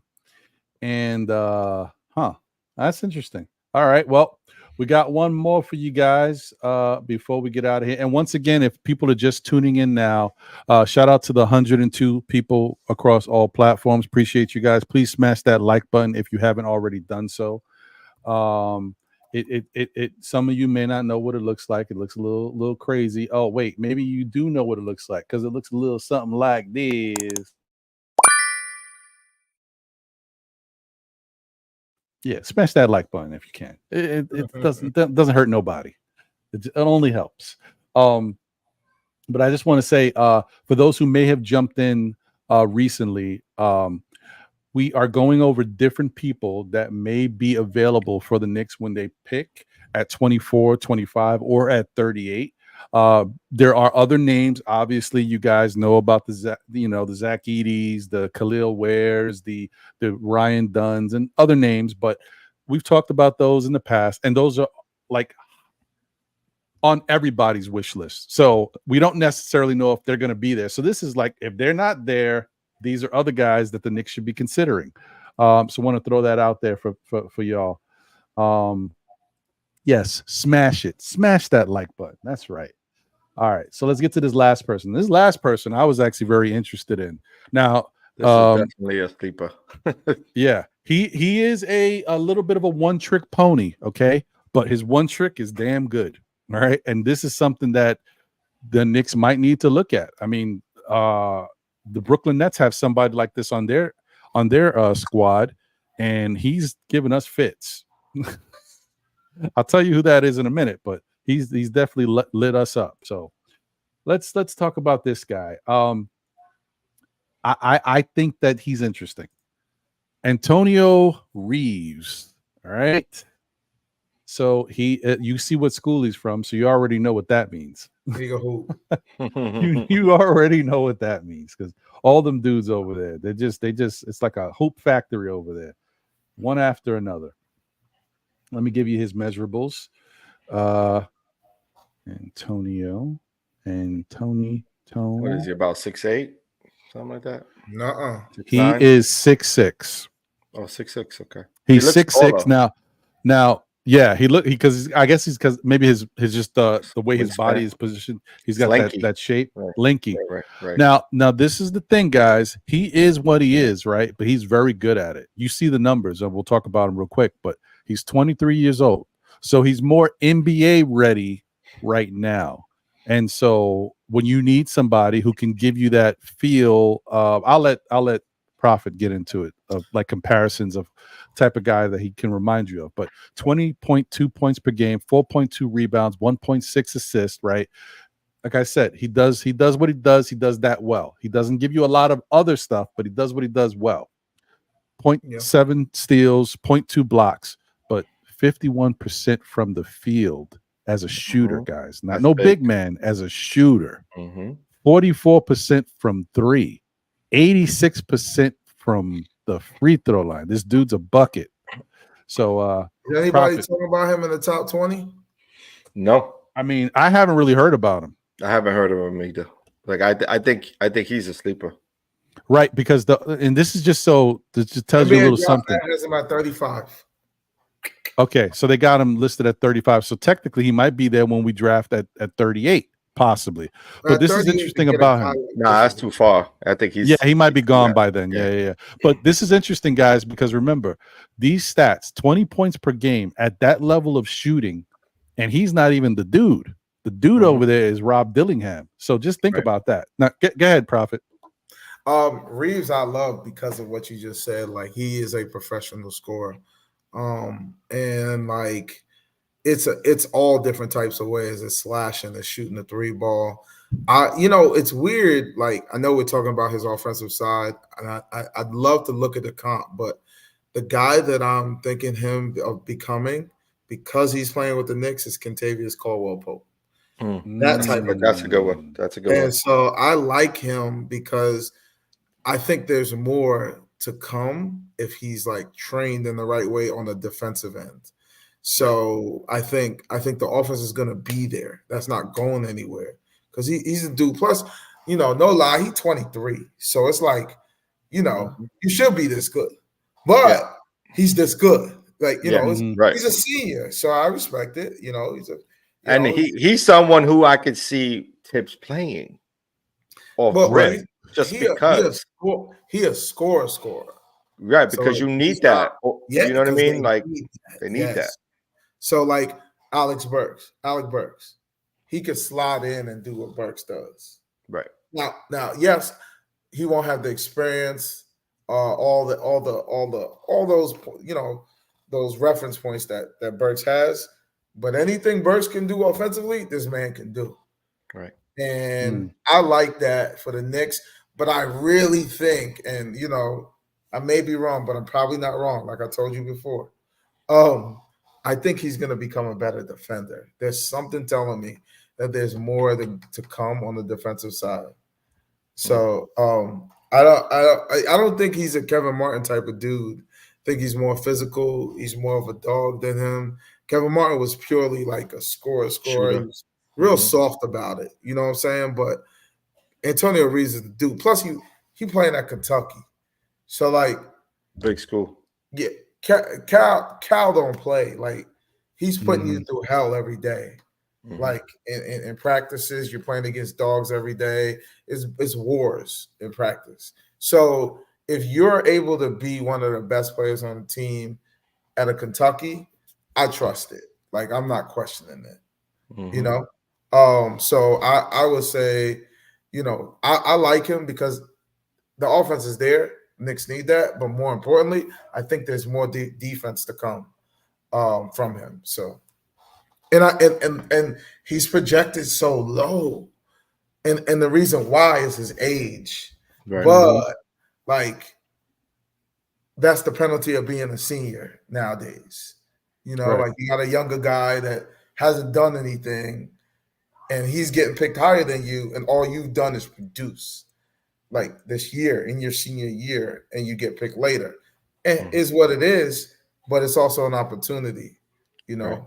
So, and I just wanted to say that is like what goes to the fact. I mean, he's played 4 years. He didn't start with Kentucky. I think he was at yeah. Mm-hmm. And so, but just to know, I think his second year or maybe his first year with Kentucky, he was still getting comfortable trying to find himself, because the year before that he averaged 20 points per game. He shot 39% from three, 46 from the field, and 81 from the free throw line. That first year with Kentucky, he averaged 14 points, right? 78% shooting from the free throw line, and then 39% from three, and then 41% from the field. But then this final year, we already talked about the numbers. So he just needed to get a little comfortable. I bring that up for another reason, because going into the NBA, there's that little bit of a transition period, just finding yourself and getting comfortable. And so he might start off with whatever team gets him, a little slow. But once he gets comfortable, he'll start to really lock in, because it seems like that's, every year is up with regards to his production. Mm-hmm. Just watch his film. You'll like him. Yeah, you watch him, and he's a dude. He's a dude in my book. Like, he's going to be a really good player. And again, like the guys that I think we talked about are guys that, I don't know if everybody's looking at them the same way. I think some people like them here, some people don't like them. Like for this situation, that situation.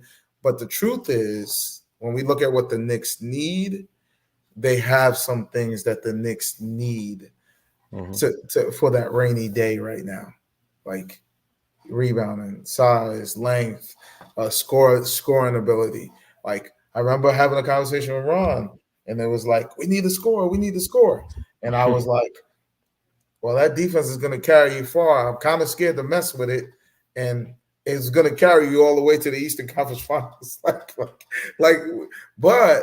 when you get there, right? Ron was right. You need you need offense, but it's got to come the right way. It can't be 30 shots, or it just can't be that. It's got to be a guy that's going to knock down shots like Antonio Reeves, going to catch and shoot the three ball. You need a bucket late in the possession. The shot clock's down. Can you find a bucket? Like each of these guys offer that ability to shoot it on the catch and shoot, and they offer some length, and they offer some athleticism, and these are all things that the Knicks need. Right, and that not to cut you off, but that goes to the point when I said before, like with regards to Indiana, if we had OG Anunoby, we beat Indiana, in my opinion. But that's the defensive side with some scoring that he adds. But even if you don't have that level of defense, if we had Julius Randle, I think we beat Indiana, because he gives you what he gives you on another level. It's different. So it's just all about having that little bit extra that you need to deal with a team that you match up with. And so I just think that, to your point, some of these guys, they may not fit everything out the gate. Right, there may be some work that they need to do. This guy in particular looks like he's ready, and plus he's a little older, so he's a little different. But you just have to find what guys you think can contribute off of the bench if need be. But most likely you would never see these guys for a couple years, and you hope not to. You hope that the Knicks just have their guys out there and we're healthy, and we don't have to worry about any young rookie players playing, good minutes for the team. So.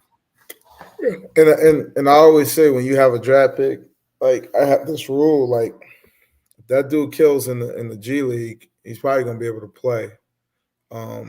in the pros. He may not be a scorer in the pros, but if it's a high school guy, if it's a high school guy or an 18-year-old guy and he starts killing, yeah, he'll be a dude in the league. But other guys like Monty Bates or something like that, guys like that, they're going to be able to play in this league. So you just want to see if the guys can be in a leading role and manage the game, shoot high percentages, and do those things at the G League.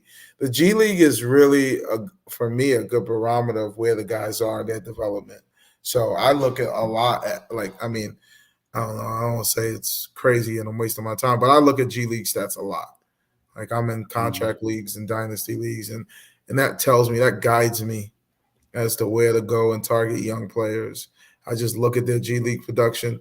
It's not going to be the same in the pros, but you can kind of scale it by looking at a lot of guys and say, okay, I've seen G League guys like this, and they do this when they get to the pros, and they do this when they get to the pros. So it's good to have a guy like Reeves. Doesn't need to go.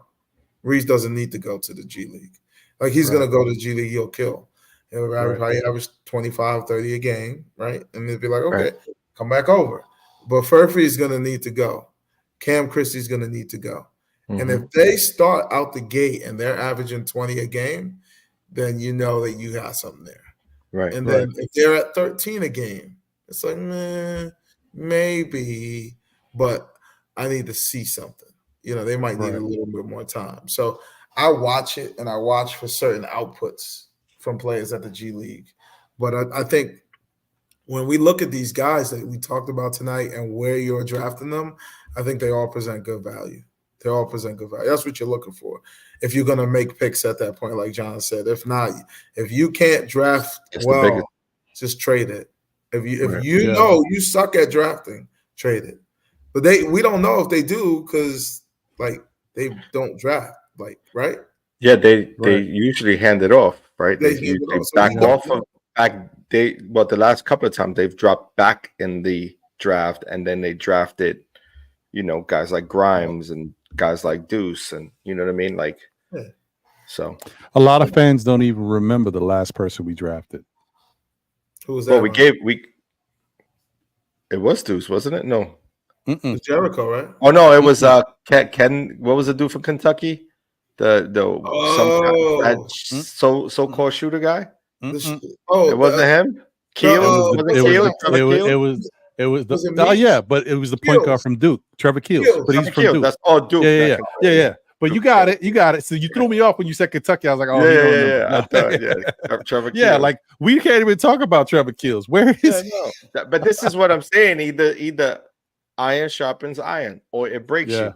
Right? It broke him. He wasn't able to fit. Defensively, he wasn't a defender. You know what I mean? It was more like so, and like you said, he I don't know. I mean, but I think juice. the kid Antonio Reeves, though, I think he has a shot if they're looking at someone who can play that position, that wing role. He's a 6'6" guy, legit 6'6", can shoot it, could take you off the dribble. Like you said, I think he's somebody who could potentially be a better defender just because of his athleticism.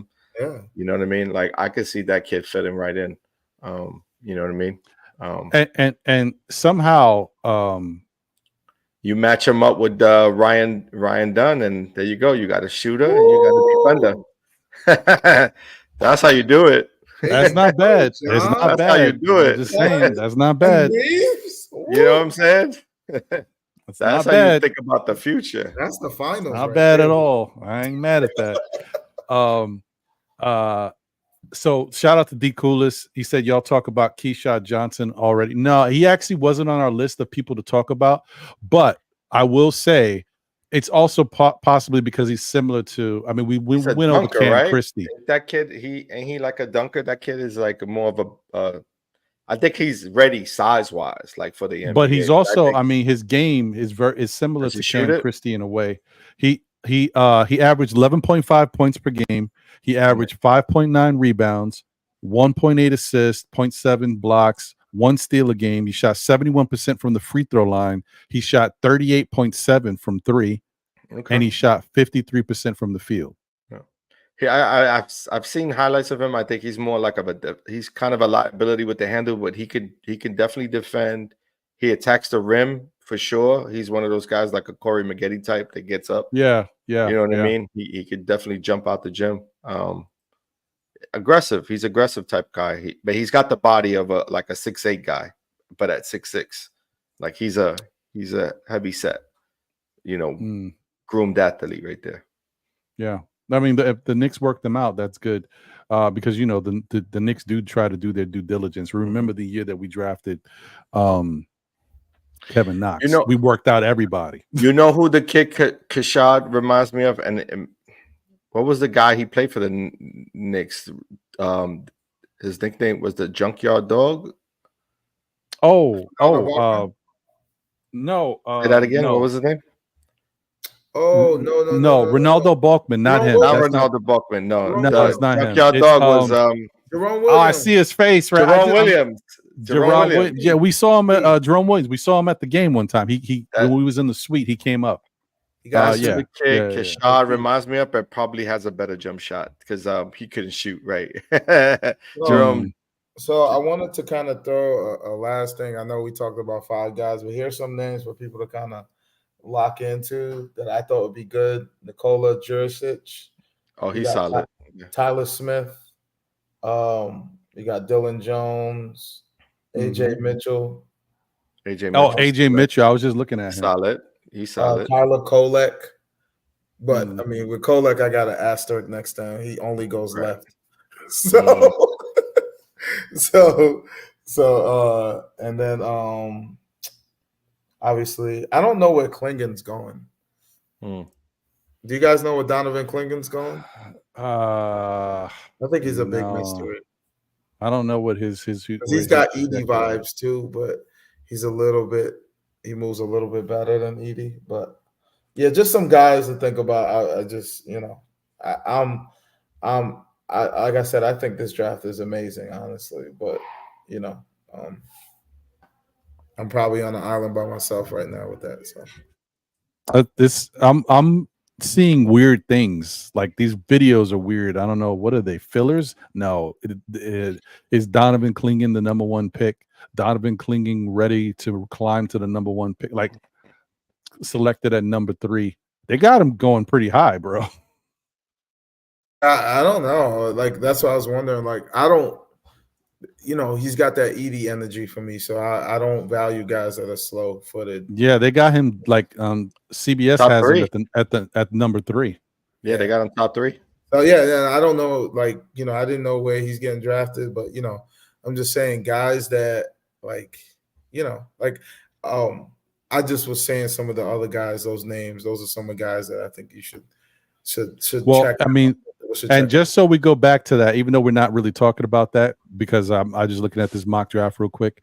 If somehow the Knicks did that trade and they got the 9th pick, I'm taking. He's Carter. There. He's there. I'm taking Devin Carter. You said we were going to spend the whole... I know. I'm sorry. My bad. I wouldn't take Devin Carter. I'm taking Devin Carter, buddy. You still got Dante? Y'all still have Dante? Yeah, so we have Dante, yeah.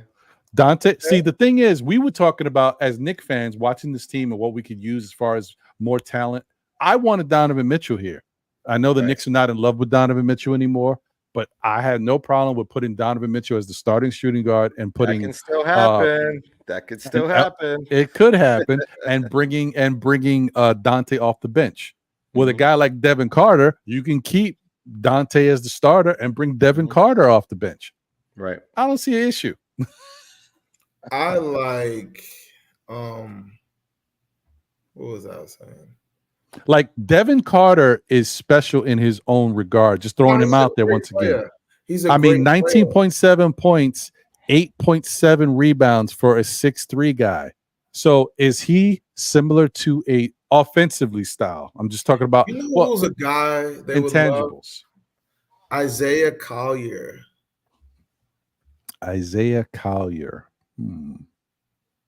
Look him up. Everybody look him up. I'll take a look at Isaiah. Envision him as Brunson's backup. Just look him up, everybody, and then envision him as Brunson's backup. I think it's perfect. perfect backup.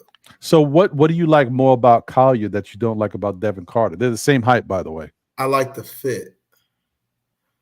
Carter's probably going to be a volume scorer, where Collier is a backup point guard for him who could probably start, but not yet. I don't know if he's going to start right away, but he should start second. He's good enough to start second year, but he's got that whole power guard element going, where he control the offense, make good decisions, score the ball in the paint, shoot the ball just enough. Like, he looks just like Brunson in terms of the style of play. It's not exactly the same, but it looks the same a little bit. It doesn't look similar. I'm actually shocked, guys. If you know, like, you know, me and Prophet and I talk about stuff all the time. Not as much recently, he's been busy, but we talk about this stuff all the time. Devin Carter is one of the most athletic people in this draft class, and I'm surprised he's not salivating over this guy. Because it's for the Knicks. It's not going to fit. What? Why you don't put the Knicks in a box, baby? We out here, okay? You don't know what this Knicks. He's a great player, but he's too good for the Knicks. What? Oh no! All right, the show's over, guys. Thank you. I don't mean that. I don't mean that. I mean, he's like a really good scorer. He's enough to push a DiVincenzo out of the 2-guard spot. That's not a bad problem to have. Is he going to defend and do the other things that DiVincenzo? He may not. Well, then he won't push him out. Right. Then he won't push him out. But then that's a high draft pick that's not going to provide you value. No, that's one way of looking at it. But remember, one of the biggest issues that the Knicks team has had, and we were scrambling this year. That's the reason why we went and got Bogdanovich and Alec Burks. We weren't getting enough scoring off a bench. And you already know Alex Burks is gone. We're still going to need some scoring off the bench. Like, Deuce has been taking strides towards improving, but he can't do it by himself. We need some more help. And Carter's a great pick. Don't get me wrong. Carter's a great pick. If I'm going in a direction, I'm going with Bub. I'm going with Charrington. I like him too. He's a 6'5" guard who got finesse. He got the 3 ball in his bag. He can pass the ball. Do it. You'll regret it. You'll regret it. Just saying, he would be the option for me. Yeah. I don't know. You know what I mean? I like his game too, though. I'm talking about a backup point guard. He's not going to take over Brunson, but he's going to give you a little something, you know, off the bench. Collier. You know what I mean? Seems more like a floor general, like a guy who's, and if you watch him, you know, like he's a dude. You know, he's a dude. Like, dudes are going to respect him off the bat. You know, he's that type of dude. You know, he's not the flashy. Well, this is all hypothetical because this is higher picks, and the Knicks would have to move up somehow. Right. So, you know, but hey, man, let's see. We got something to look forward to, guys. You know, whether the Knicks, because there's been rumors circling that apparently the Brooklyn Nets want one of the Knicks picks. They might be willing to offer something. But my whole thing is, if they're willing to offer something, it's because they don't have good picks themselves. So what the hell do we want from Brooklyn? I don't know. And it won't be some great player, guys. It won't be Mikal Bridges. So, but the other thing too is apparently the Lakers are interested in moving into the first round, and they want to talk with the Knicks as well. So it's really set up for us. It's gonna be fun. It's gonna be fun. We'll see. We'll see. We'll see. But yeah, man, I want to thank everybody for tuning in. I know it's kind of late now, but I thank you guys for sticking around and rocking with us. You know, every time we get into draft talks, the conversations get a little longer because there's more to digest and more to talk about always. So you're killing me, Ron. I got to drive into Brooklyn tomorrow. You're killing me. Oh man, sorry, brother. But I want to thank everybody once again for tuning in. We got 100 people watching across all platforms. Please smash that like button if you haven't already done so. You're always welcome to support Still Knick fans in any way possible, whether it be super chats, buying us coffees, or what have you. And I also want to say thank you once again to our special guest, Mr. Cornelius Thomas, aka the Prophet from Feet Sports. Thank you once again, my brother. It's always a pleasure chopping it up with you. And we look forward to having you again. Anything you want to mention before we get out of here? Just everybody watch the film. It's fun. I'll tell you, this is a good group, I think, this year. And Like, if you love the game, if you love to watch the game, like, watch the film, try to study the film. I'm coaching my son right now, developing him. So I'm living it every day, and it's fun to watch. Like, it's the best thing in the world to be a fan of basketball. So just living it and enjoy it. Yeah, man. I'm with you on that. My brother John, any final words, bro? Man, as always, it's always a pleasure to be with you, Ron. Thank you, Prophet, for joining us. Always a pleasure to have you on. And your knowledge of the NBA and just the game itself is, it's impeccable, as you shared with us. And everyone could see it. Just want to say thank you all for watching. Stay healthy out there, stay blessed, and stay safe. Now, looking forward to the next one.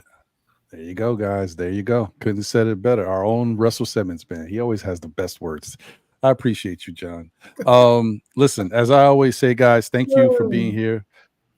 Tell a friend who tells a friend who tells another friend. Still Knicks fans. We'll be back again, whether it be on Monday nights for SKF Weekly at 9 p.m. During the week, maybe for an NBA wrap-up or a wrap-up, get into some hip-hop talk or just some NBA talk. Depends. But you'll definitely see on Saturdays at 11:30, Know the Ledge, where I try to talk to our fellow Knicks fans off the ledge if need be. But we're good. I think we're okay. But this Saturday should be pretty interesting, because we'll be going over whatever the hell happened in this week's draft coming up. So it should be exciting. I'm looking forward to it.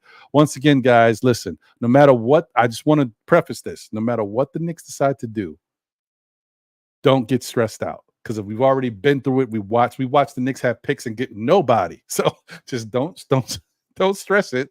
They have a plan. Whatever they got going on is for a reason. So whether they draft guys or they don't draft guys, if they don't draft guys, they can get mad. No. If they don't draft guys, believe me, there's a plan. They're not going to come into the season with the same roster and no insurance. They won't do that. They've already seen it happen in front of them. That's the reason why they made a hire, like bringing in the new VP of sports medicine from Dallas. There's a plan in place, and I'm rocking with them. I know they got something good planned. So stick with them, baby. You know what? No matter what happens, we still Knicks fans. Amen. All right. We out of here, baby. Take care. Have a great rest of your evening, guys. We'll catch you on the next one. Let me find my little exit there.